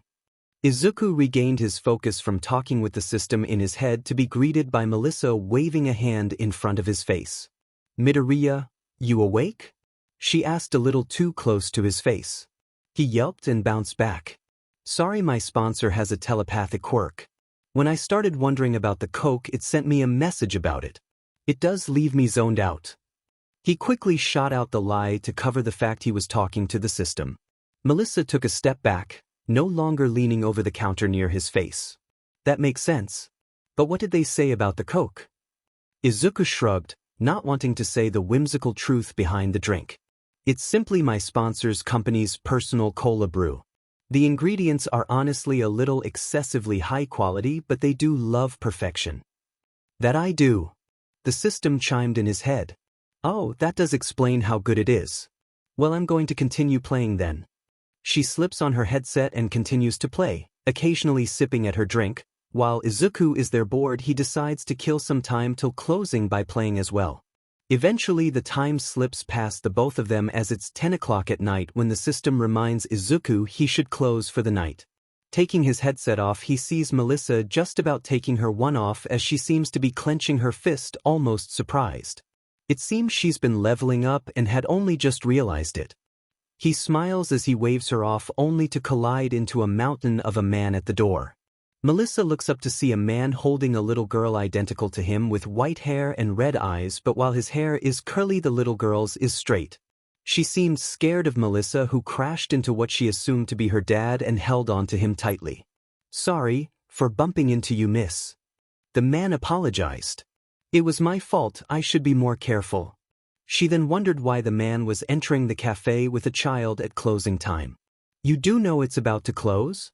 The man chuckles as his wife, a viridian hair and eyed woman looking a lot like Izuku, appears. "We know, our son runs the place." He points to Izuku, who is scrambling to get to his parents from behind the counter. "Nice to meet a clearly dedicated customer of the cafe. I am Midoriya Hisashi." He put his free hand out for a handshake. Melissa replied, "Nice to meet you. I'm Melissa Shield." However, as she shook his hand, one for all resonated in her body, sparking up as it seemed determined to crush the man's hand. Panicking, she pulled away. "Sorry, Quirk Troubles." She saw he was unfazed by what was essentially one for all crushing his hand and seemed unharmed. "I can imagine little Eri here has a similar problem. Don't you, little unicorn?" The little girl seemed embarrassed by his teasing and hid her face against his shirt. "It's embarrassing, but I was a late bloom dash." She was cut off by a notification. "Oh, my uncle is here to pick me up. It was nice meeting you." As she walked away to her uncle's car, she pondered why One for All acted as it did. But she was happy because after playing the game she felt herself actually feel much stronger, and even Grandpa Torino agreed she was building strength quickly in the past couple days, above average. "Nice meeting you, dearie," replied the lady who Melissa assumed to be Midoriya's mum. Eventually Melissa is heading out of the store, and once she's gone in her uncle's car, Izuku breaks the ice. "Dad, who is that?" he says, pointing to Eri. "Your new little sister," he says, proudly showing Eri off to Izuku as she giggles. "Izuku, it's a long story," his mum interjects. Inko took Eri from Hisashi and carried her upstairs to tuck her into bed, and so the two of them decided to sit at the dining table in the apartment. "Dad, are you going to explain how I ended up with a new sister?" Izuku was a little overwhelmed by everything. Hisashi smiled and sighed with a sorrowful gaze. "She was running away from a bad man. A Yakuza member that I recognized from some old connections. You remember me talking about Yoichi? That he was always sick and frail growing up before he died?" He knew this was a subject his father hated bringing up. Eri had those same eyes that wanted to live, no more than a hospital bed to grow up happily. Izuku was covered in scars across her body that were things a child should never know. Hisashi's voice shaked with disdain throughout. "So you saved her from him?" Izuku was wondering why the tone was so somber. "I did," he answered with a soft smile. "So isn't the Yakuza going to be after you because of this?" Realization hit him as he wondered how his father would deal with angering the Yakuza. "Izuku, he won't be a problem." There was a grim chuckle that brought an assurance to a permanent solution. "Dad, what did you do?" Izuku felt a seed of dread grow in throat as his father's red eyes flashed with a cruel glimmer. "Promise you won't be afraid?" His face turned to one of hope and caution. Izuku gulped nervously and nodded. "Okay. I killed him, Izuku. That's the truth of the matter." The bluntness almost made it seem like Hisashi joked about it. His brain went blank. His father, the kind man who loved to laugh and share stories of his childhood, killed a man? "Does Mum know?" Izuku asked, wondering how he would have been able to save his new sister and kill the Yakuza. Hisashi just nodded. How can you both come home so easily knowing that you killed a man?" His voice trembled at the prospect that he may have never known who his parents actually were. "Because there's things so much worse that your mother knows about me."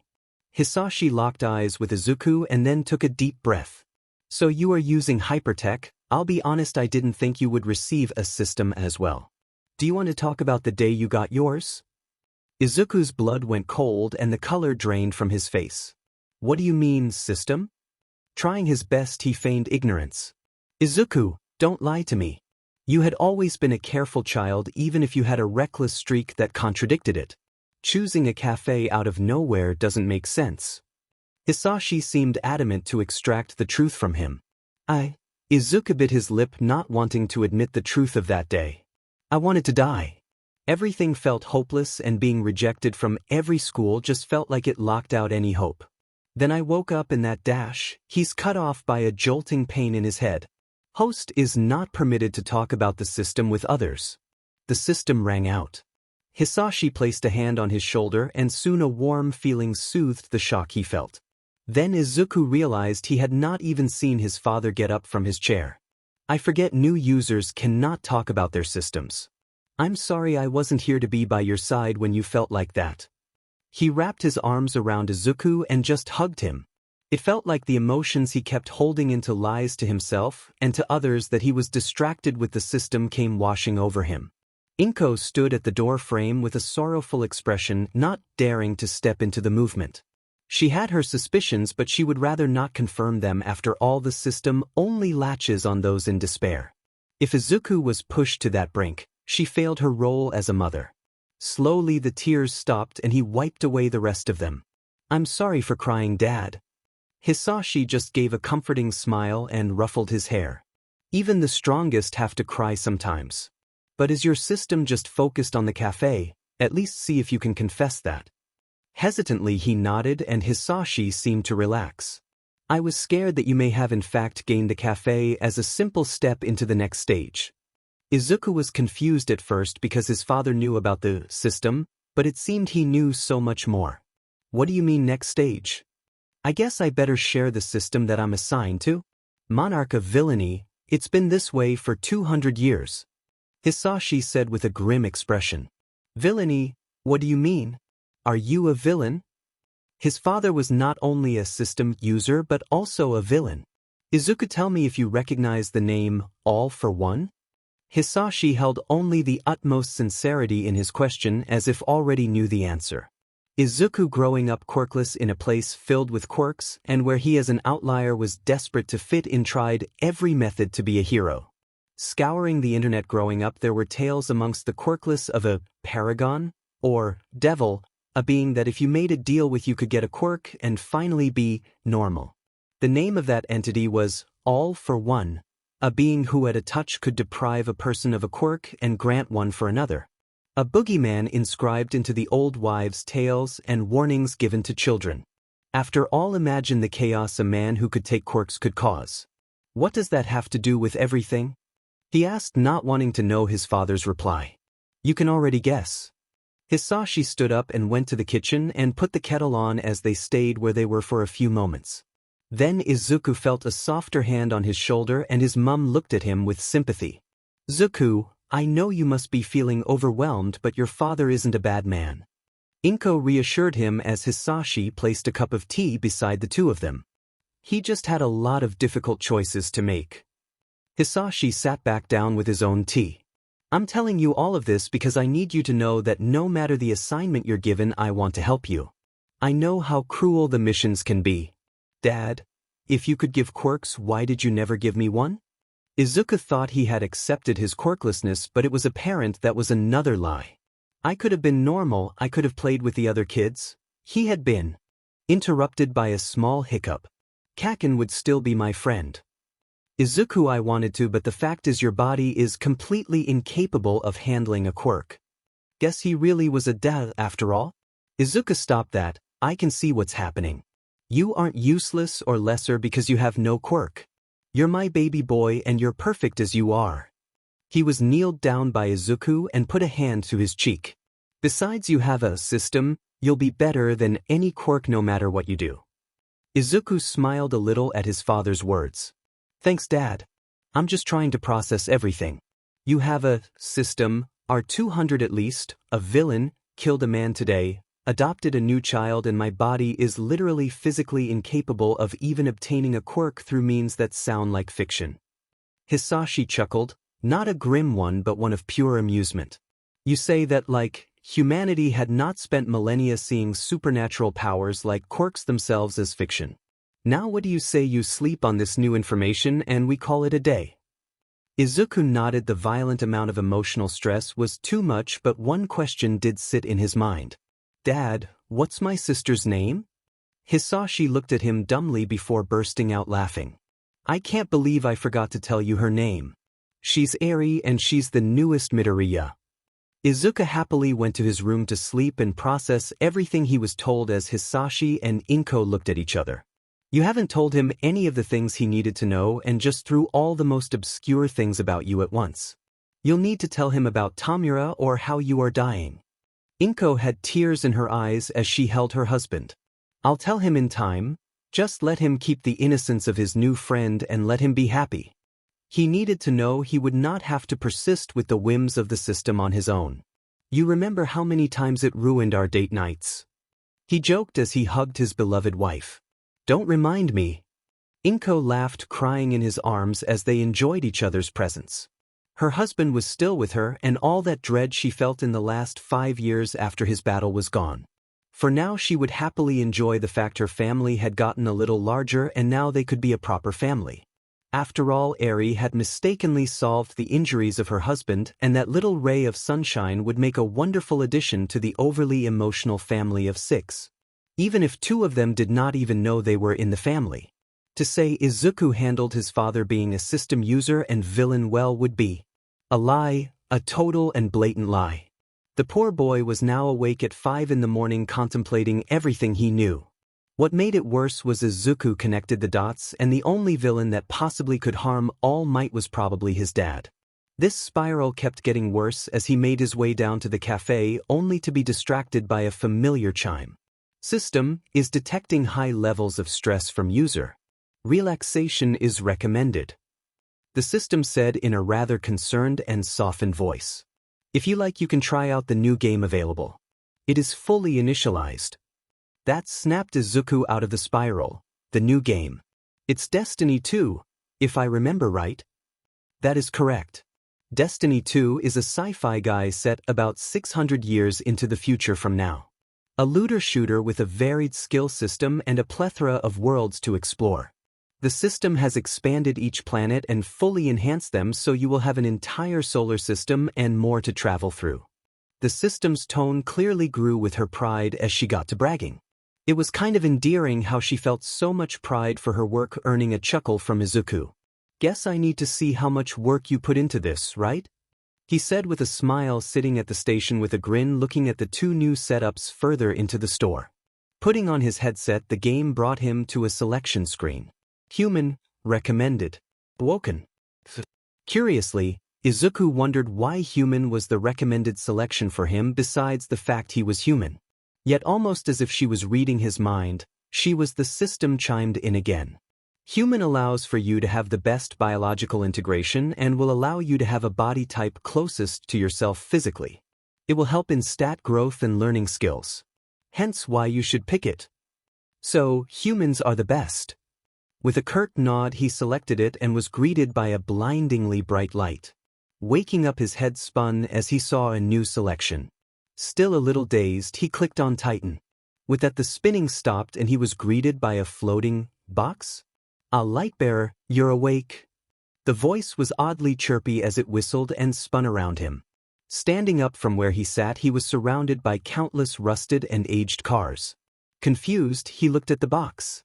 Where am I? He asked, still trying not to throw up. Everything felt weird, like he was being hit by the sensation of energy surging inside him. You're in the Cosmodrome or, well, just outside it. Anyways, we need to get moving soon. Moving? He was cut off by a loud roaring noise that reverberated through the entirety of the cars and seemed to be behind him. That is what we need you to get running from. Getting into the Cosmodrome is your best bet, so get to running. Nodding frantically, he moved through the rusted cars, not wanting to find out what made that noise. He looked behind him to see a rumbling rushing of clouds that seemed to move as a single mass as he sprinted into the cosmodrome and began his new adventure as a Titan. It was around 9 in the morning by the time Izuku actually took off his headset. The stress he felt about his father's past and the fact his father had reduced All Might to a living balloon was somewhat dampened. Yawning, he decided to go upstairs and make some breakfast. Still a little sleepy, he glanced at his current status. Name, Midoriya Izuku, user 0002. Current. Privilege rank, Tier 1. Privileges noted. Can view stat page. Renovation access, T1. Access to Resident Evil. Can add stat points to stat sheet. Current accessible game library. Resident Evil 1. Destiny 2. Sits, 0 points to add. Strength, 20, can break a bone with a punch. Dexterity, 17, can thread a needle all of the time. Intelligence, 18, smarter than most without intelligence quirks. Constitution, 18, can run several miles with ease. Realm, early body forging, beginning of this sprout. Realm progression, 18.25, just growing up a little. Skills, high-speed speech, rapid analysis, low-mid-tier parallel processing, mid-level CQC, mid-level knife combat, mid-level firearm usage, arc intuition, dynamic vision. Inventory items. He grinned looking at how quickly his stats had grown. Picking Titan gave him a higher focus on strength and constitution. Also, the satisfaction of punching things flying was great. Looking at his skills, he was a little sad his skill did not grow as high. It was most likely his skills crossed over from Resident Evil, as he had found he had a much easier time handling the aliens he fought due to his prior gaming experience. He shuddered thinking of how hard it would have been to handle them without knowing how to even use a gun before. Stepping into the apartment, he smiled seeing his dad in that iconic frilly pink apron that Izuku and his mom got him for his birthday when he was little. Covered in patchwork and a little faded, his dad wore it with pride and even stitched his iconic style of jeans on the front. Eri was sitting on Inko's lap as she braided her hair, while Hisashi was busy making quite the stack of pancakes to one side. The three of them all saw Izuku heading up and Hisashi sighed. Couldn't sleep? He asked, plating the pancakes a little too high for what would be safe for such a stack. Izuku nodded as he sat down. Eri looked at Izuku a little uncomfortable with him, but that was just because they had met only the night before. Eri hopped off Inko's lap and tugged Izuku's sleeve as he looked to her sleepy. Mr. Cloud said you're my new brother now. That took Izuku a second to process, and he saw Eri glancing at Hisashi and he smiled, pushing his seat back and picking her up. That's right, I'm your big brother. Mr. Cloud is Hisashi, or also known as Dad. What do you call Mum? He gestured to Inko. Mum. Eri said, a little confused as to what else she would call someone as motherly as Inko. Izuku smiled with a wide grin as he lifted her up to her happy little squeals. And what do you call me? Giggling, she grins and hugs. Brother Bush. Aren't you cheeky? But yes, I'll be your brother Bush. His eyes glanced over her arms and he looked at the scars. Eri was happy, he could tell she was clearly enjoying her new life as he sat her back down. But the fact she was fidgeting so much, and he looked to see her twiddling her fingers in a similar way he did. The little girl was riddled with so much tension, he could tell exactly what she was thinking. When will I wake up? He had those thoughts as well. After a particularly good day, it always felt like a dream, but the next day, almost as if to compensate for his joy, tomorrow would be so much worse. If what his dad said was right, she most likely was waiting for the ball to drop and her abuser to appear. Yet Izuku thought quietly, he's dead, and if anyone else tries to hurt her, I'll make sure they pay. He was brought out of his overprotective thoughts by a plate of pancakes being planted on the table. Looking up, he saw his father with his cheery grin. Good to see you have those same instincts. But remember, being too overprotective is also a bad thing. With that, he sat down, and so did Inko, as the small family of 4 all shared a breakfast of pancakes and all sorts of toppings. Most of the breakfast consisted of having Eri try a bite of every topping mix with the pancakes, to which she looked like a happy chipmunk enjoying every bite. Finishing it off with a glass of milk, she seemed happy, still sitting on Izuku's lap as she looked at his arms and frowned. Bush, did someone bad hurt you as well? She poked at his arms curiously over each of the scars. They look like stars. Izuku winced not at pain but in recalling a thought of a person he had done his best to forget. I guess you could say that. Eri let out a little hiccup and seemed solemn hearing the drop in Izuku's tone. Did Mr. Cloud punish him too? He didn't, Eri. Izuku replied, looking over to his dad, who seemed very tempted to go and visit a local stick of dynamite. Humph, why? Eri pouted. If Dad could beat up Mr. Kai, why not the person that hurt you? Well, I would love to, but he's not technically someone I can get rid of. Hisashi admitted through gritted teeth as Inko put a portion of pancake into his mouth before he grinded his own teeth down. And well, Izuku didn't tell us, and it's my fault that I didn't realize he was getting hurt. Inko admitted regretfully with a tearful look, as those scars were as much a scar to her as Izuku. A painful reminder of her inability to help him.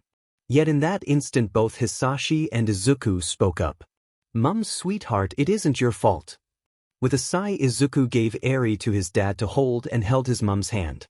I hid them from you because I knew you were busy working at the hospital, and telling you would only make it worse. You did everything you could, made sure to always be by my side, and do everything you can to make sure I grew up in a good childhood. She teared up with a smile. You're such a sweet boy. I can't believe anyone wanted to hurt you as much as Katsuki did. Getting up, she pulled Izuku to her with her quirk and hugged him. My baby boy, I think I should talk to Mitsuki about him. Izuku was about to protest when it dawned on him something completely different. Mom, when could you pull people with your quirk? At that moment Hisashi and Inko both had wide eyes, as they also realized Inko just used her quirk to move a person easily 100 times heavier than what she is normally able to, and without any strain. I don't know, I just felt upset and wanted to hug you. She blabbered, a little flustered by this. Eri looked at her brother being floated by Mum and giggled in Hisashi's lap. Mum, float me. Inko softened her gaze and laughed. All right, sweetie. With that they spent another hour discovering how effective Inko's quirk had become, which led to Hisashi teleporting a 2-meter by 4-meter whiteboard into the living room as both son and father began rambling on quirk evolution. The only thing breaking the determined focus and the nap Eri and Inko were having on the sofa was a chime as Izuku snapped to it in focus. That's a customer. Dad, you keep trying to figure this out. Hisashi nodded earnestly, rambling again as he kept on trying to use every intelligence quirk to try and mentally comprehend what was arguably the most spontaneous growth of a quirk he had seen in 200 years.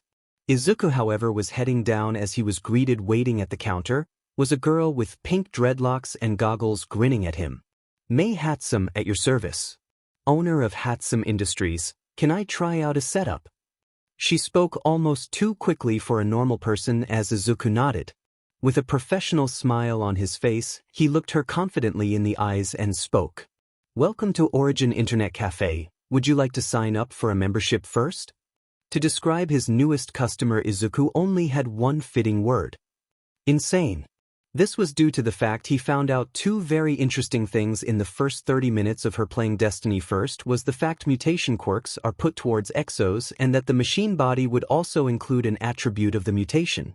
For Mei, her binocular eyes were added to the exo in a function that made them look like extending camera lenses. Second was the fact he watched at her screen as she sat down and proceeded to dismantle her guns after getting out what was essentially the tutorial area. The back workshop of the captain was taken over by her dismantling and modifying the guns. Which was fine because gun modifications were temperamental and she had to go and get new ones if they broke. Then she went and dug into her own exo-body and began taking out parts of her body before then healing herself and repeating this cycle till she had a full exo-body, minus the head on the table. The fact this was only 30 minutes fed him with dread and a morbid fascination in her as she was rambling and cackling in that retro robotic voice her exo-body possessed.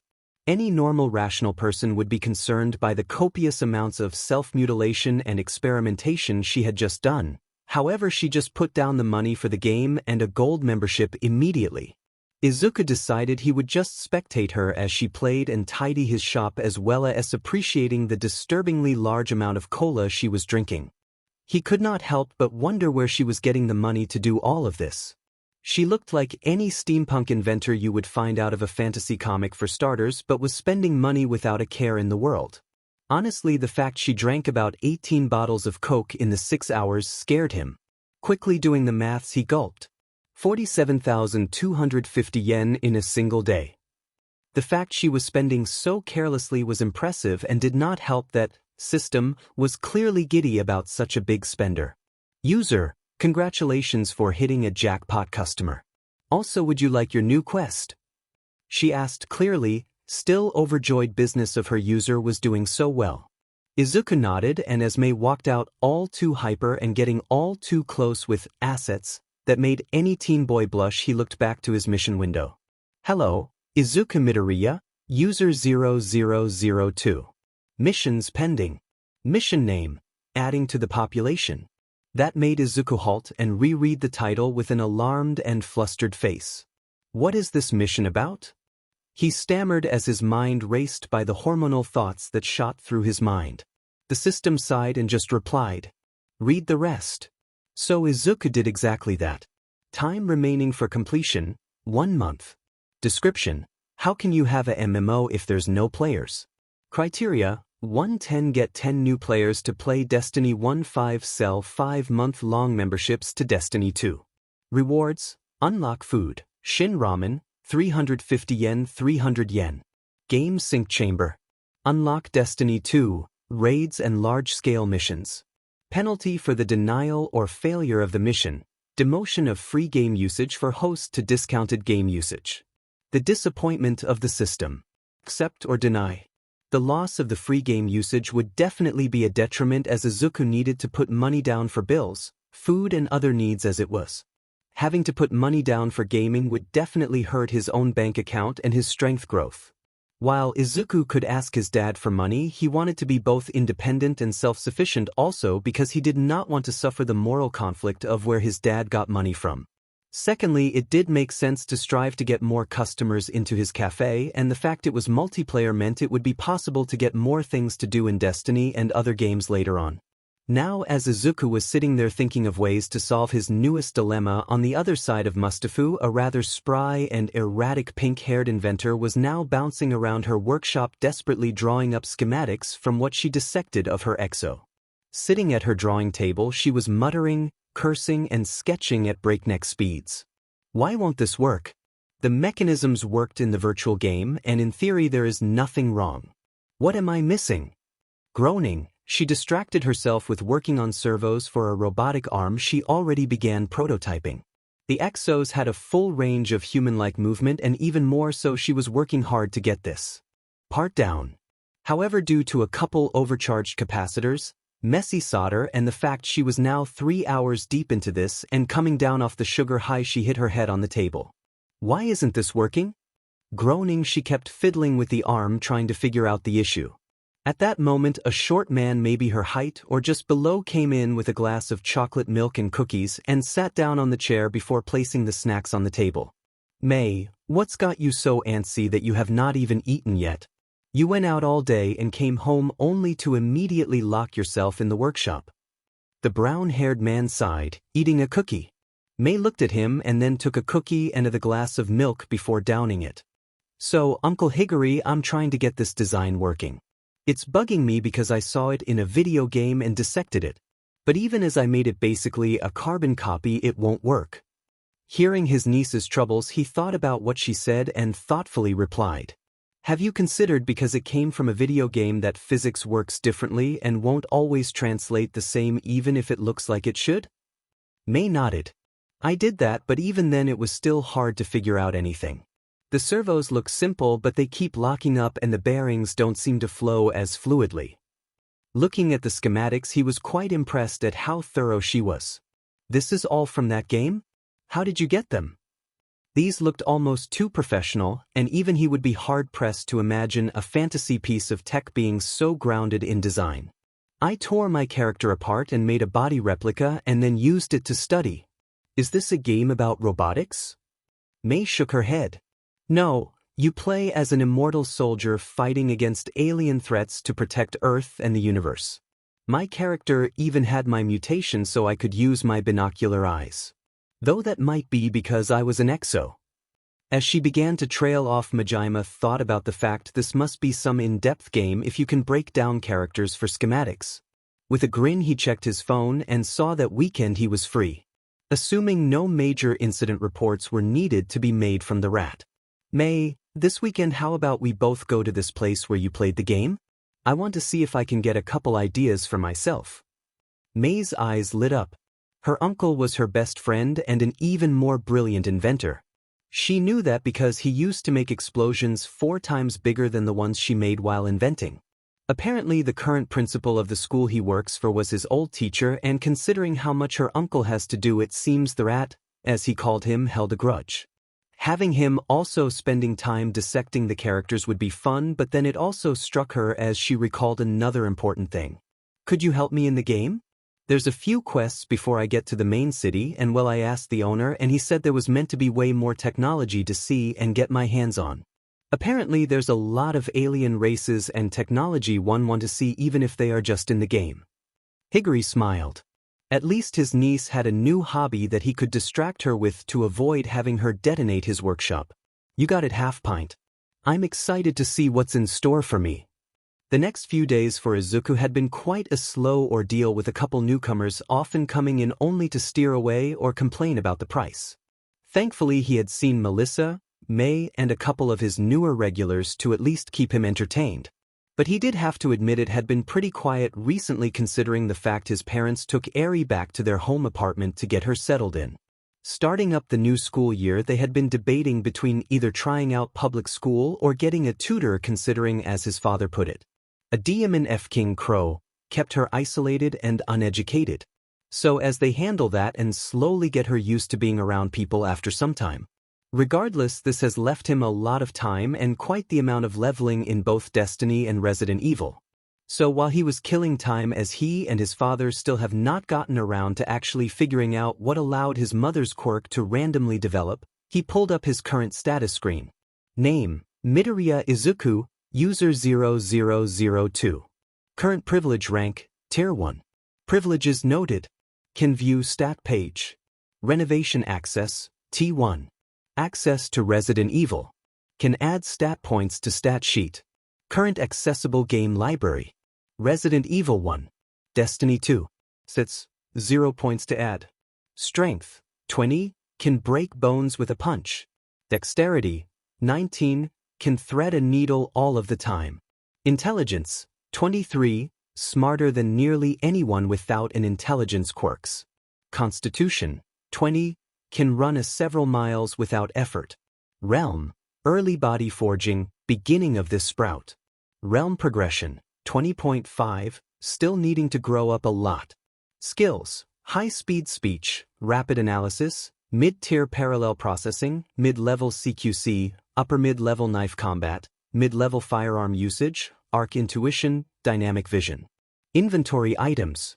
With that he then pulled up his current mission questline. Time remaining for completion, 20 days. Description: how can you have a MMO if there's no players? Criteria: 7-10 get 10 new players to play Destiny 2. 5 sell 5-month-long memberships to Destiny 2.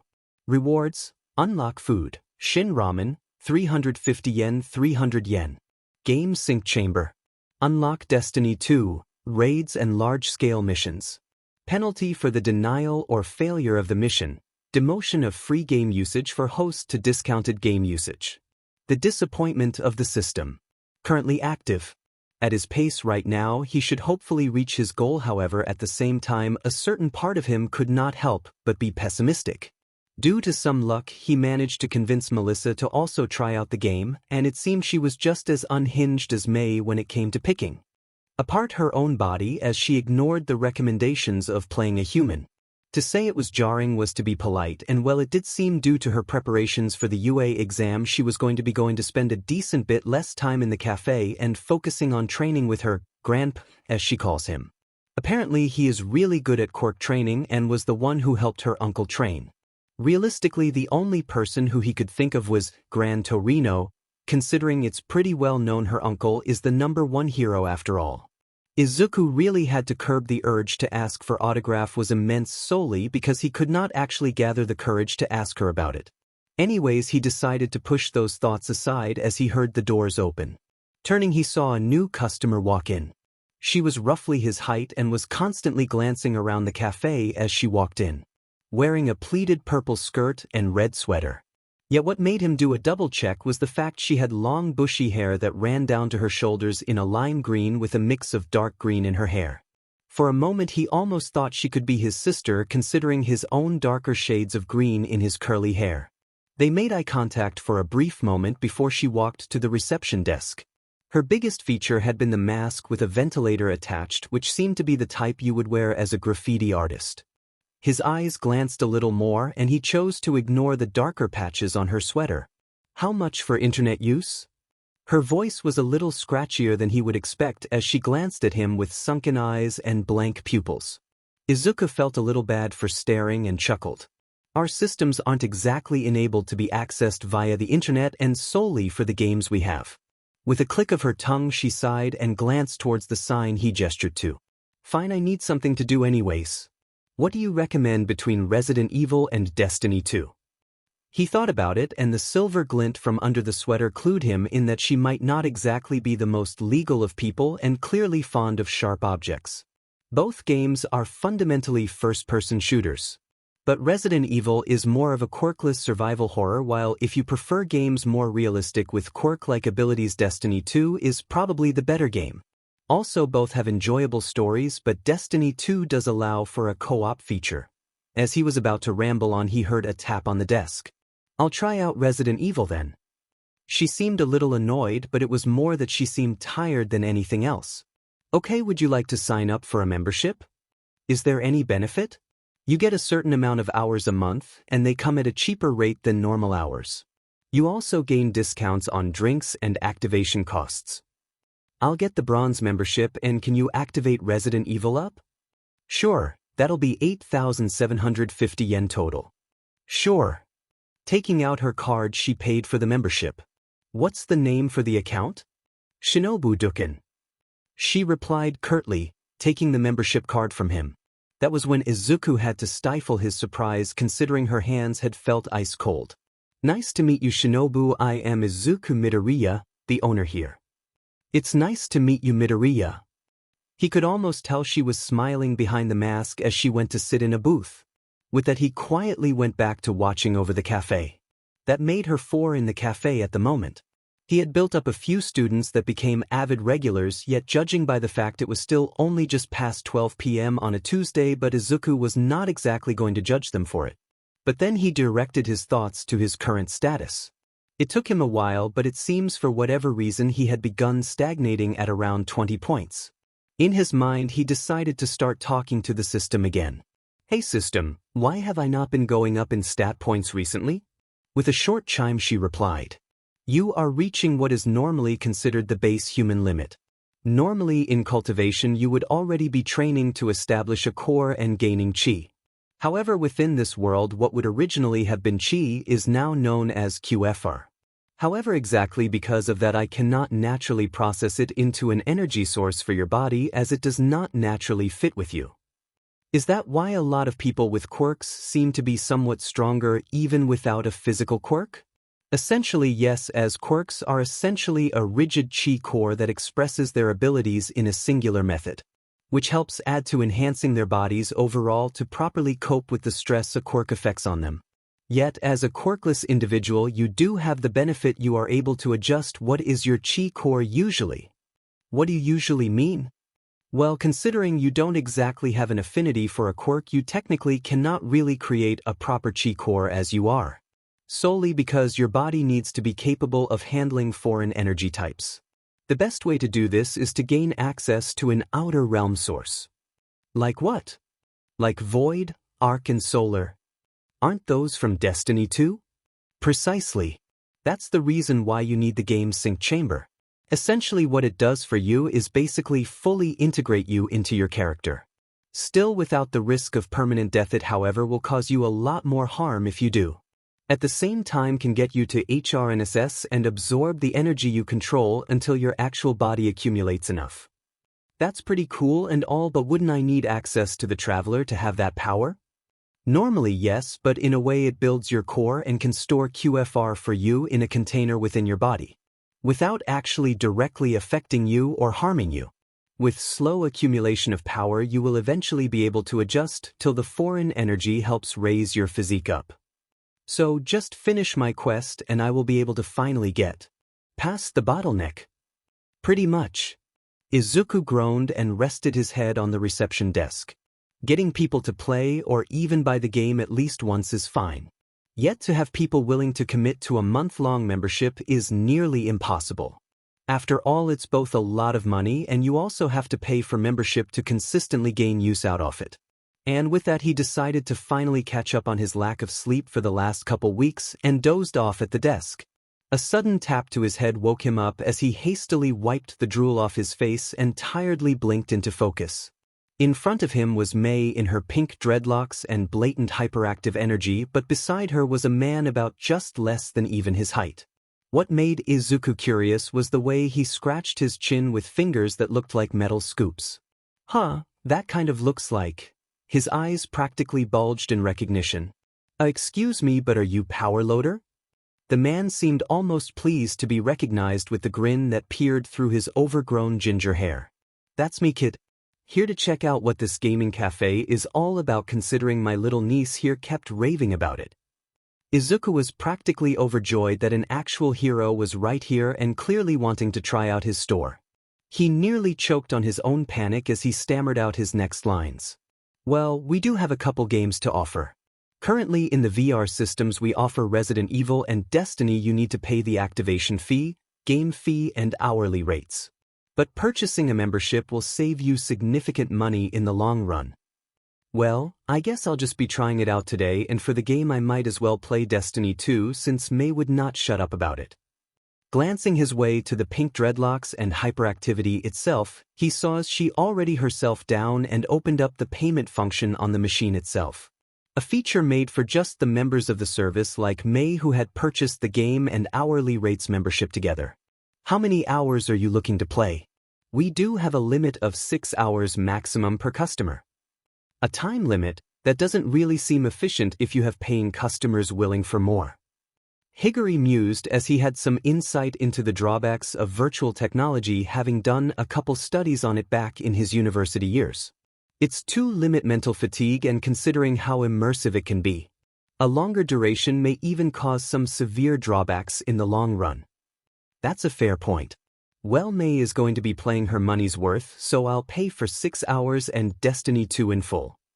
Izuku nodded as he worked out the cost. That'll be 5750 yen for the full day. A curt nod as he pulled his card out and paid for it. To be honest, that isn't exactly the worst cost if this is really what May was talking about. The company behind the technology does pride itself on its innovations. But is it possible if I get your autograph? Of course. Fair warning, can you lend me a pencil or a sturdy pen with these fingers? With that he clicked the metal ends of his fingers with a dry chuckle. Aren't exactly made to hold things properly. Izuku grabbed a metal pen he had in the drawer and passed it to him along with his notebook. As Higuri took his time writing out his signature, he glanced at all the information, questions and analysis the kid in front of him had written about him in this notebook. Better yet, it was labeled Hero Notebook 15. Are you looking into entering the heroics or support industry? This time Izuku returned a dry chuckle. It's just a hobby, I'm not exactly built for heroics. Support should still be an option, it's not like it needs some special quirk to be good at it. That's true, but after some personal stuff I decided to cut off from the entire aspiration. Guess I won't be able to convince you, kid, but this is some seriously good stuff here. Like this is some quality analysis work. It isn't on par with the best of the best, but it's career level already, and at your age that's impressive. He settled a business card on the desk. If you ever want to look up internships later on, or the sort, you can just give me a call. Working for UA lets me get into contact with some high-level analysts. Nothing on par with Hisashi Midoriya, but they are still some of the best. A small smile was all he could offer at the sheer praise of his father he heard from one of his favorite heroes. That's honestly an amazing offer. If I ever want to try and get into the industry, I'll give you a call. Now I do hope you enjoy your experience in the game. Higuri gave him a nod, not bothering to push the boy any further in the moment as he sat down and began to play. Izuku settled back in his seat and decided to let the rest of the day go by as he did some studying behind the desk, thinking back to the whole discussion about the system and how it wanted him to unlock the game's sync chamber. While doing that and looking for new heroes, seeing a couple newly mentioned heroes, including one from the Udas called Kerbin, a close copy to that old character from the game, Kirby, considering his wraith round shape, pink aesthetic, and the ability to eat through anything including rubble and debris as a rescue hero, it's fitting.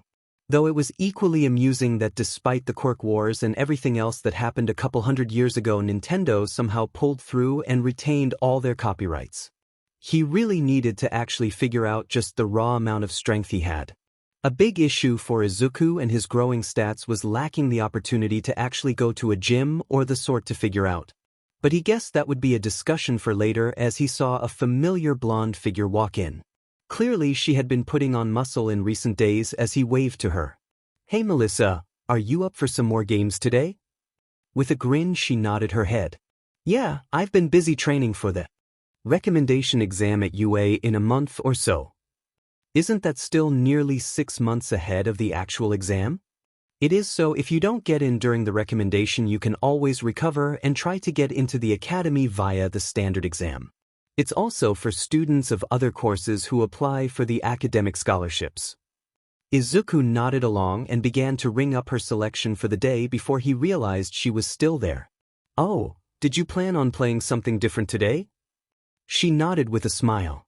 "I was thinking of trying out Destiny 2. That's a good choice because of the amount of technology in it, and the entire world is a lot bigger than Resident Evil, though it centers around usage of abilities and powers. That actually sounds really cool to try out. How much is it to run the game?" 750 yen for a day or 15,000 yen for a month. If you play at least 20 days or more you pay it off. "That's true.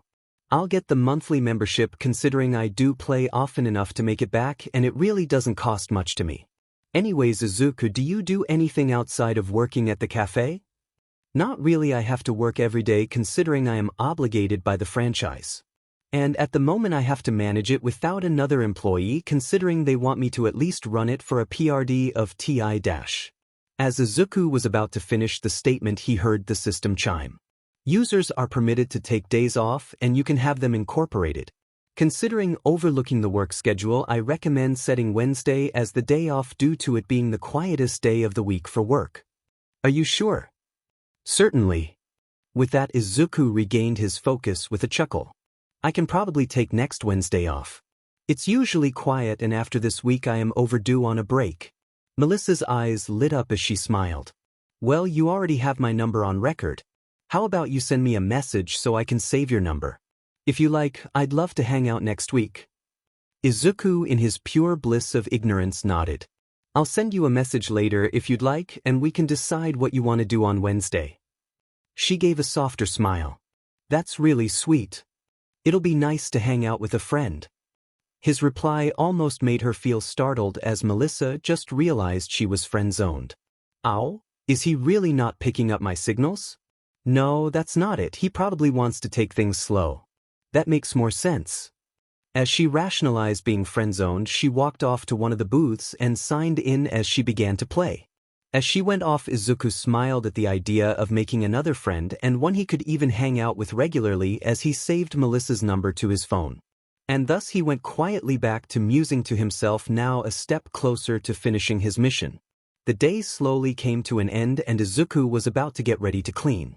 May and her uncle had already headed off for the evening a little earlier, one talking about her babies and the other describing length funding applications. As he went to get some cleaning supplies, he realized one booth was still full and looking over he chuckled at the fact Melissa was still around. Going up to her, he tapped her on the shoulder. "Melissa, it's nearly closing time." "It is." Her voice was clear in her surprise as she hastily took off the headset, not realizing how close Izuku was. She turned to face his voice. Startled, he backed away, turning a little red as it dawned on him that their faces nearly touched. Looking embarrassed, he rubbed the back of his head. "Sorry, I didn't realize I got so close." Melissa, who had been an equally bright shade of red, shook her head. "No, it's completely fine. You were just trying to remind me it was nearly closing time. Accidents happen all the time." Her voice almost broke into a squeak as her heart was racing much faster than even Midoriya's. Growing up, although her dad was supportive of her endeavors in support technology and eventually heroism, he had been overly protective, especially regarding boys and the sort, so she had even less contact with them than Midoriya. Frankly, other than family members, Midoriya was the only male friend she even had. Getting up, she set the headset down and grabbed her coat. "I'll head out. Midoriya wouldn't want to keep you from closing the store." She waved as she glanced to him before walking to the exit. "See you soon, Melissa." Izuku was a little panicked as he called out to Melissa, who turned to face him suddenly as she kept walking, only to collide with what felt like a brick wall. Following the brick wall was a sudden squeak. Confused, she looked up and saw a man that she had met before. Hisashi Midoriya carried a little girl in his arms with the same stark white hair, but she had a horn on her forehead. His face simply had an amused smile to it. "I'm so sorry for bumping into the both of you." She bowed, trying to genuinely express how bad she felt, especially since she clearly surprised Eri. "It's all right. That's a mistake anyone could make. It's nice to meet you again." He put his hand out to shake hers. Easing up, she smiled, grateful he did not seem upset about the situation. "That's great. I'm so sorry once again, and it's nice to meet you." But as she shook his hand, that faint glow sparked up as she gripped his hand, almost as if her quirk was reacting to him. "Quirk troubles again?" he remarked, seeming amused, while Eri seemed a little mesmerized by the sparks. Hastily pulling away, she nodded. "Yeah, I'm still not perfect with my quirk. Being a strength stockpiler, it's been difficult to manage it as a late bloomer. A late bloomer always has struggles with their quirks. My little brother was relatively late in manifesting his quirk. I had helped him manage his, as it was a strength stockpiler of sorts as well. If you like, I can offer my consulting services." With that, he pulled out a sleek black card with the top being the title, Oracle Foundation of America for Counseling. "Wait, you're the Hisashi Midoriya of the OFAC?" As Izuku came to pick up Eri out of Hisashi's arms, he put on his smuggest smile. "Well, of course I am. I can assure you my consulting services are the best in the business." "That's actually amazing. I heard it's nearly impossible to get an appointment with you." "That's normally true, but I suppose I could do a favor for a loyal customer and friend of my son." "But aren't you also meant to be situated in America?" "Of course I am, otherwise the title of the group would not make sense. But recently I am taking a hiatus from work to be with my family." "Then doesn't that mean I'd be taking up time you could spend with your family?"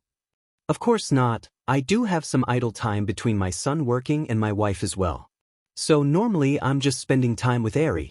She's handling her own stockpiler, isn't that right, little one?" He then booped Eri's nose as Izuku held her, and she let out a giggle. "Well, if that's the case, I'll talk with my uncle and my mentor about it. They are currently giving me advice since they've had experience handling a quirk similar to mine." His face seemed to almost turn into a mask as he let out a amused hum. "Is that so?" "Yeah." Her phone suddenly rang and she quickly took the card. "That's my uncle, he must be outside." "Ah, then you best be off." He stepped to the side to let her pass him. As she got to the door, she looked to Izuku. "By the way, Izuku, remember you promised to message me to confirm your number and what we agreed to on Wednesday." And once she had left, Izuku flustered. She hurried out to meet her uncle, who was waiting to pick her up. Once the car she got into had long since passed, Hisashi stood there with the biggest grin as he looked towards his son. "My dear boy, what could be happening this Wednesday?" "A lass like her had to remind you." Izuku looked a little sheepish as he held an equally curious Eri. Due to their immense amount of free time, Eri and Hisashi had been watching a rather large amount of rom-coms and sitcoms to amuse the small child. So even she could imagine what was happening when a boy was making promises with a girl. "Dad, it isn't like that. She just wants to hang out as friends, that's all." At this point Hisashi recalled how much Melissa blushed in front of Izuku and how they seemed to be glancing back and forth even as he was talking to her. With the pain of realizing his son inherited his least desirable trait besides a mild case of megalomania, he put his hands on his son's shoulders. Internally cursing the fact he knew well enough, he could not insist anything to this dense brick, otherwise he would shelve it as denial. Izuku, I'm sorry for the hardships that being my son will bring. Even Eri sighed and looked to her father and back to her brother. Bushney is dumb. Izuku looked shocked to be insulted by his little sister. Eri, what are you talking about? It's true. She had this silly little pout that helped him get over his shock, even if it was just because he could not stop himself laughing. Son, why don't you close the shop and I'll order some takeout? Your mother is having a girls' night with your Aunt Mitsuki and some work friends. I think she mentioned someone called Ashido and Ojiro. So I decided to bring Eri to visit you and we could enjoy a movie night. Izuku nodded as he cleaned up the store and locked the door. What film are we watching? Eri giggled in Hisashi's arms now and squeaked out, Five Nights at Freddy's. That threw Izuku through a loop as he froze and turned to Eri. Wait, I don't think a kid should be watching that. It's fine, Izuku. Besides, I managed to access those old internet servers I stole from YouTube before the Quirk Wars really kicked off. Had plenty of video game footage to show her, and also turns out I had it on Blu-ray. I forgot they even bothered to release it. That's besides the point. All 6 of them actually. Thankfully consoles haven't made any major advancements in Blu-ray, so I'll set up my old PS5 and we can use that. Dad, where are you getting these things? The vault. He said it so calmly that Izuku wasn't sure if he was being funny or not. I'm going to just finish sweeping. I'll be okay with whatever you order for takeout. With the good-to-go, Hisashi took Eri upstairs to set up the PS5 while Izuku made sure his store was clean. After taking some time to clean up, Izuku started to wonder just what exactly was the goal of the system. If he solely relied on its name, it would be to establish an internet cafe, but even that seemed illogical. After all, why else would it provide so many benefits? And even when he questioned his father on the idea of realms, even he was a little lost. The best he had was old cultivation novels and manhwa his father collected over the decades. But even then they seemed borderline absurd in just the sheer amount of abilities they could achieve. It made someone like Stars and Stripes seem nearly insignificant in the face of it. Yet he decided to push those questions to the back of his head as he headed upstairs. Sitting under a bundle of fluffy blankets was Eri, who seemed quite comfortable as she was clearly bouncing in excitement.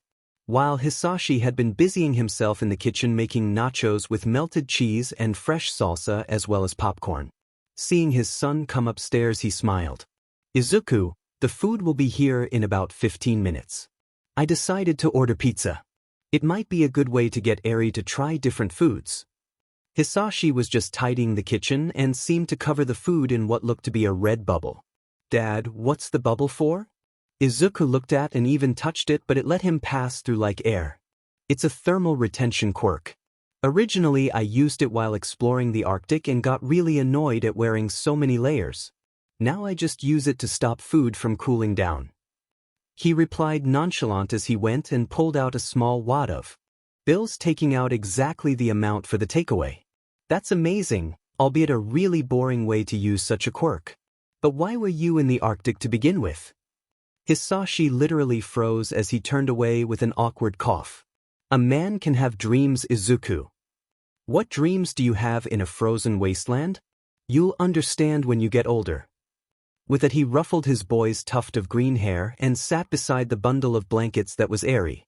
Inwardly he would pray his son never found out he had built a fortress of solitude in the depths of the Arctic. Also, it was where he kept his biggest vault of trinkets and possessions. Pushing aside the blatant dodge of a question, he sat beside the two of them as they settled in, waiting for the takeout so they could start their movie. Elsewhere in a bar sat Tamura Shigaraki, sipping a glass of something. He was not actually sure it was sweet and at the very least somewhat alcoholic. As of this moment he was facing, in his opinion, his greatest crisis. Why do I want to destroy everything? He scratched at his neck as he sipped. Kurogiri gave him a musing glance, debating whether to push the boy into his own revelations or let them come to him alone. Muttering to himself, he thought back to the root of it all. His hatred, the incessant need to decay, and a feeling of destroying the world itself. Originally his father and sensei, as he had come to address him, originally never really bothered to advise him, simply giving him outlets for these urges to kill. Not because he was neglectful, but his sensei knew he was far from the right person to ever deliver advice on how to cope with violent thoughts. But unlike Tamura, his sensei preferred to express his malice in subtle ways, which arguably by how far that malice could reach made it so much worse. If someone insulted or tried to fight Tamura, he simply would kill them. His sensei, however, preferred to find every ounce of information about the person who wronged him and slowly treat his life like a game of chess heading to a downward spiral till the man eventually killed himself. Yet he knew he lacked the patience for that level of malice filled with pride. The source of his anguish came from three sources: his home, the inaction of society, and finally the worship of heroes. His home was filled with people who simply overlooked his suffering at the hands of his father simply because he was the man of the house. The inaction of society left a bloody and traumatized child to be left wandering the streets in need of help, only to be turned away by the assurance, a hero will come. Finally, those very heroes slowly began to rot from the inside, moving towards higher income parts of cities and neglecting areas rife in crime simply to earn sponsors. Heroes who failed to be heroes for the simple fact to them it was a quick rich scheme to promote the idea of powerful quirks. He finally figured out what he hated so much: the helplessness of being weak. His need for destruction was to simply watch the ivory tower come falling down. Even in truth, however, came his doubts as he had to face them. He met those he would happily call friends, those who encountered their own hardships and stood strong. Even then, in those cruel realities, regardless of privilege or birth, they still wanted to help others and be heroes. Maybe what he needed was not to purge the world entirely, but simply where the rot festered. Kurogiri looked at the boy who he was tasked with caring for since he was just a child, but calling him a boy would no longer be appropriate. After all this time, it seems with a resolve in his heart, he finally became a man. So he decided he would serve his young master a celebratory drink. Tamura drank the sweet drink once more, but the flavors no longer felt as dull as before. It was almost like a nectar to his tongue that felt so refreshing as he opened his eyes. He would simply be the destruction that leads the world to rebuild itself anew. As a phoenix can only be reborn from within its own ashes, so must the world. Once the rot that persists was gone, his itch would finally leave him. But even he was aware enough to know that he could not do this alone.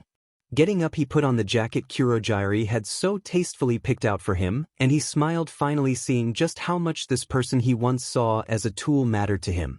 Kurogiri, tell Jiren to put out a notice. The League of Villains is recruiting. With a curt bow, Kurogiri felt a dull sense of joy in this moment as he knew his master's goals would be reached, and now the young master had his own. As you wish, it will be done. In the shadows of this broken society, a new order would come.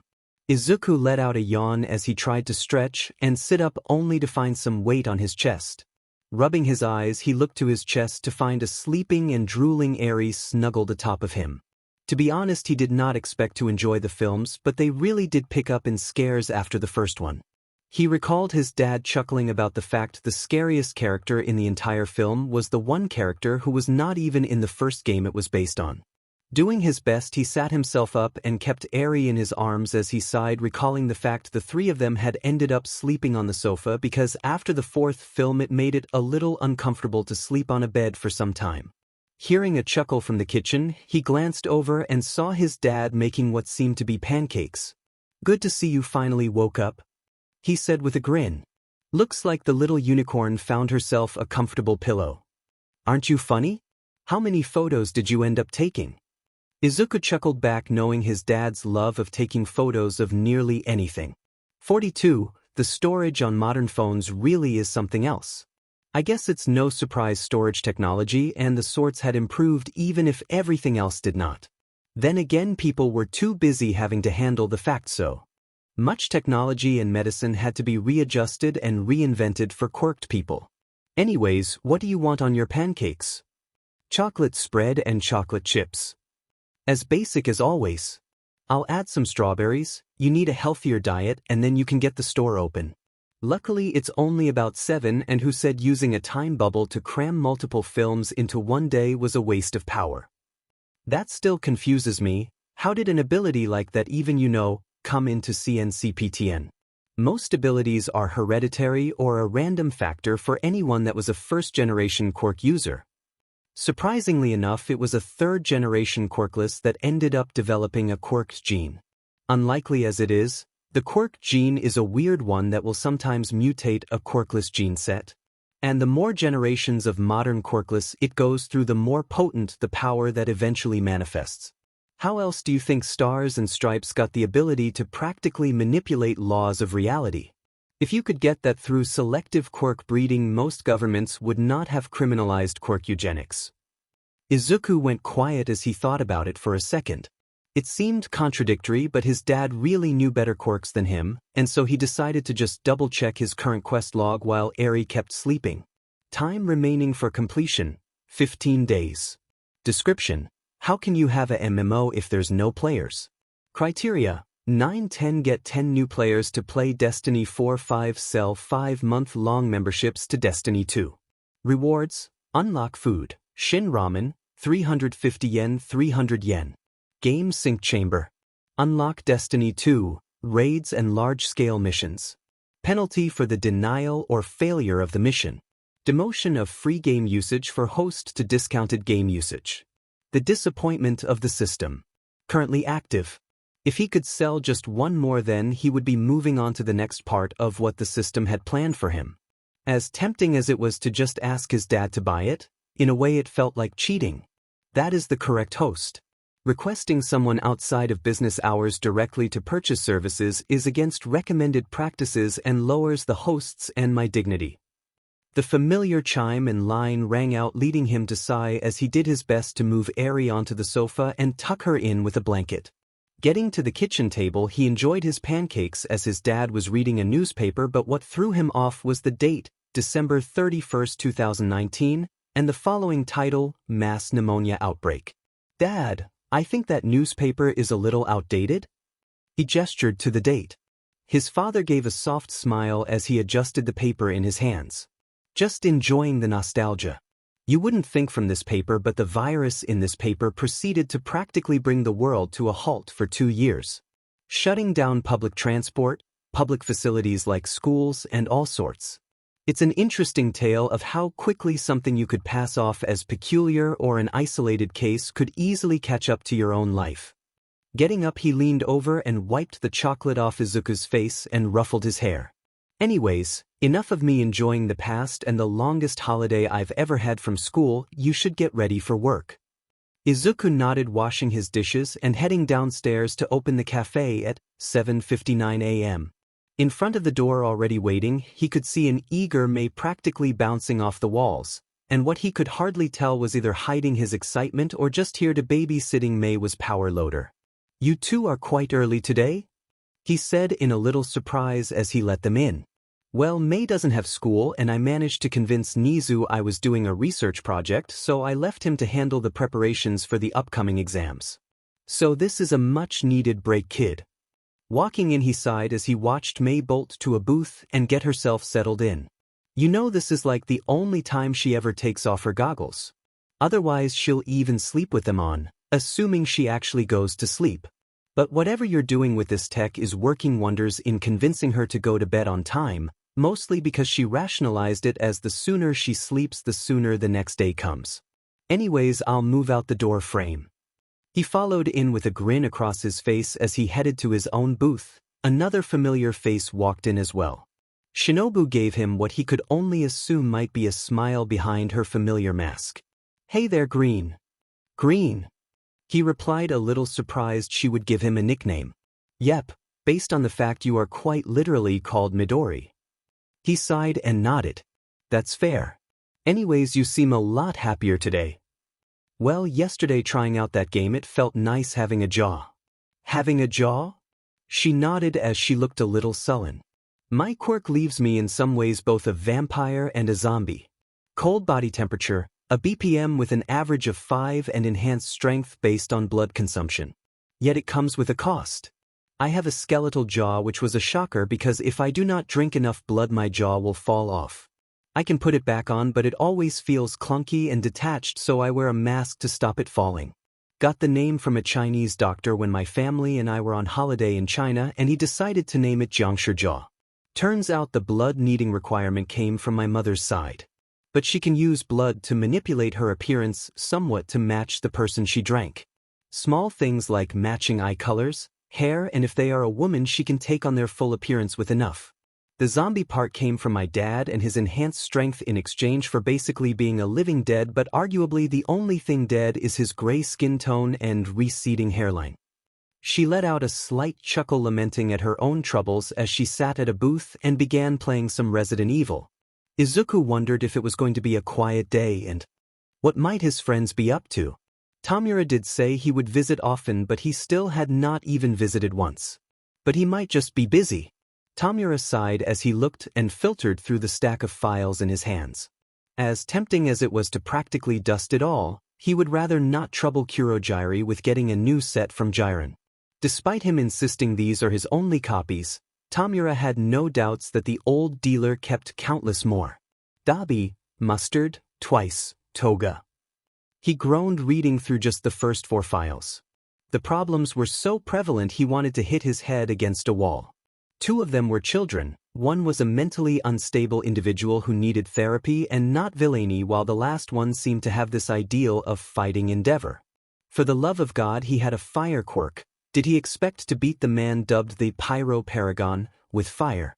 At the very least, he must be confident his flames burn hotter, and judging by the stapled purple skin, at the very least they were hotter than he could handle.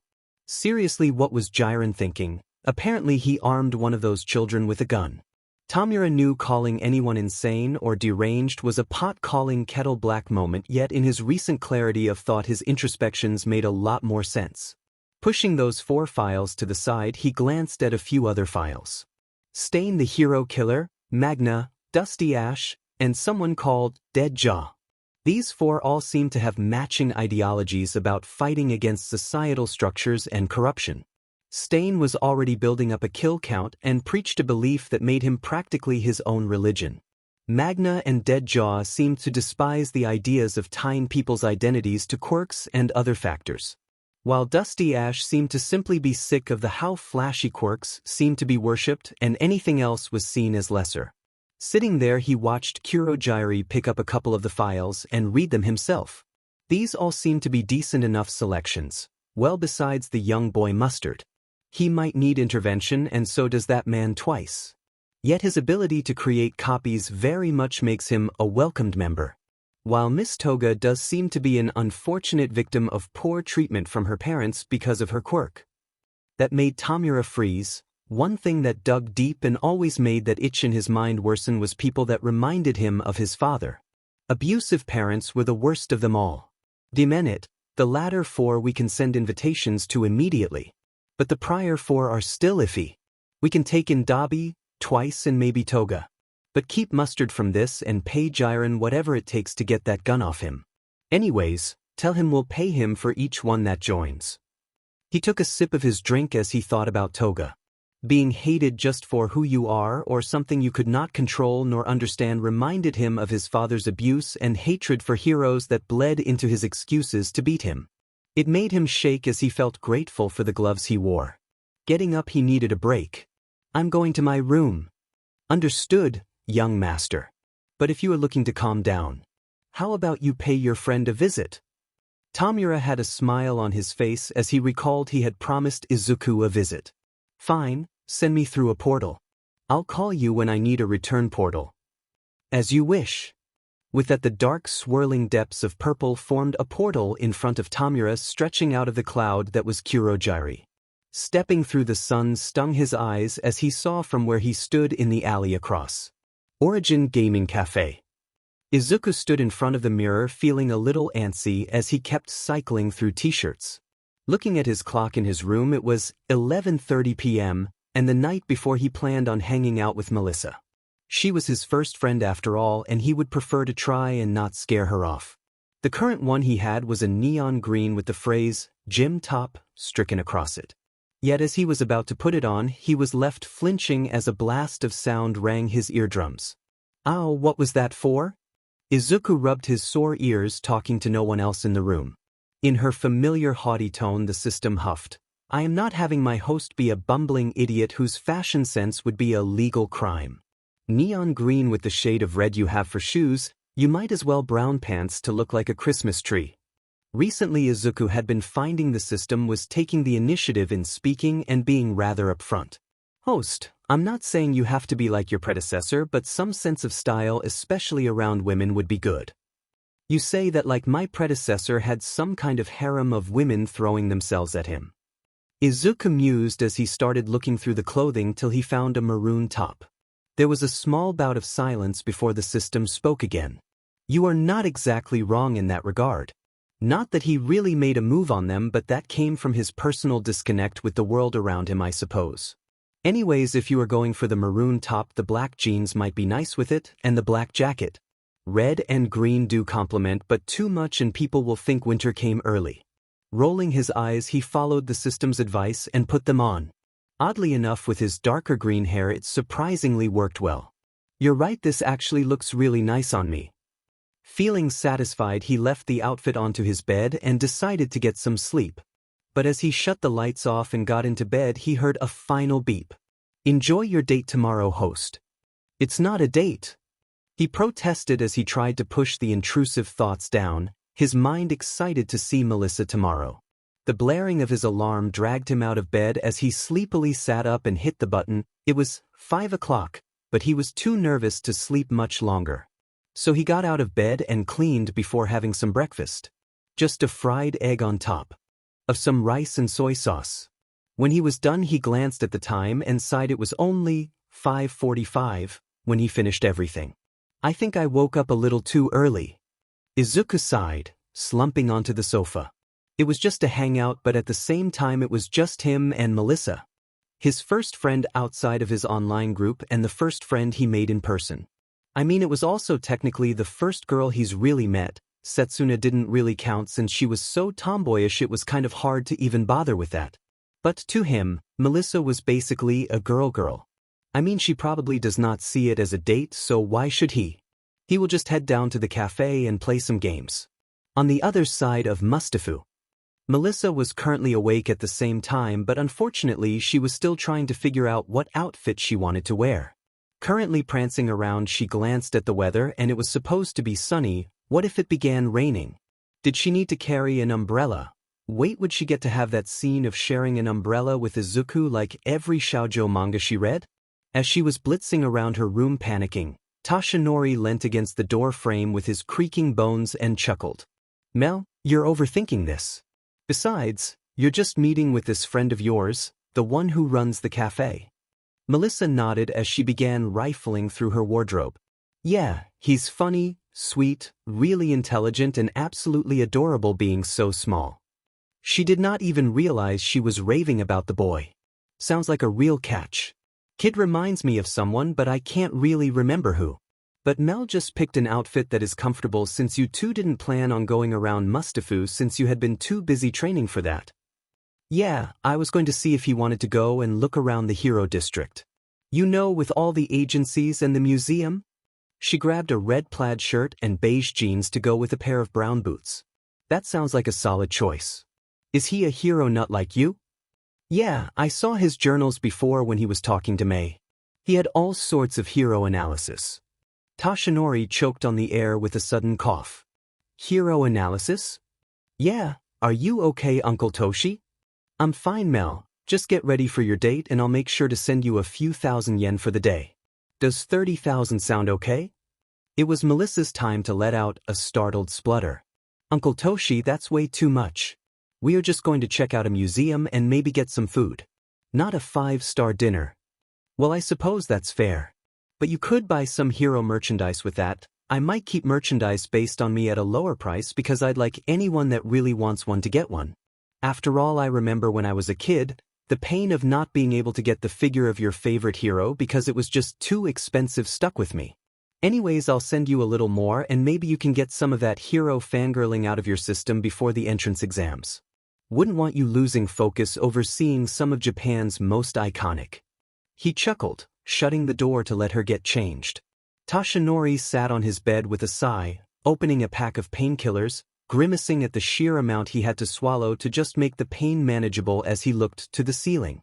Thoughts came back to the day he met that boy with green hair, a quirkless boy who aspired to be a hero. It hurt him inside telling that boy to be realistic, but at the end of the day he knew better than everyone what kind of hell it was to try and be a quirkless hero. Hell, he saw the death of quirkless heroes in his youth and how the media would attack their status as an excuse for them failing to survive.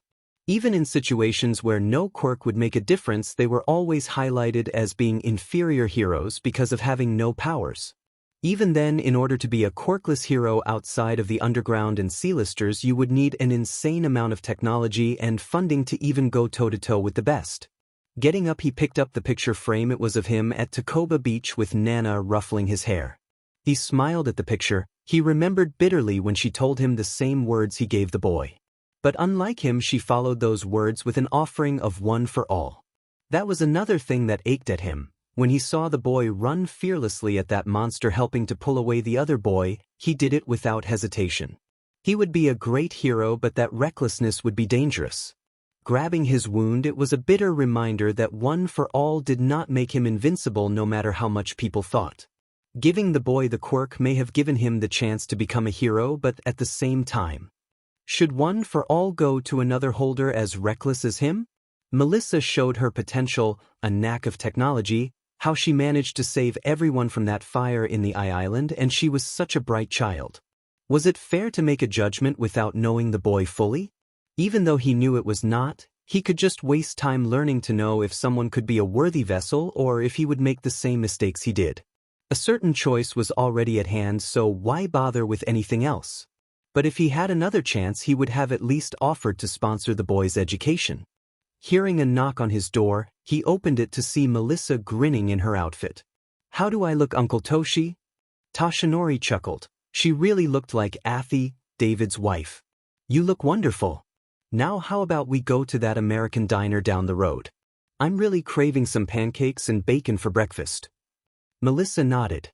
"Sounds good to me. But Recovery Girl did say you had to manage your diet, otherwise you might injure your stomach even more."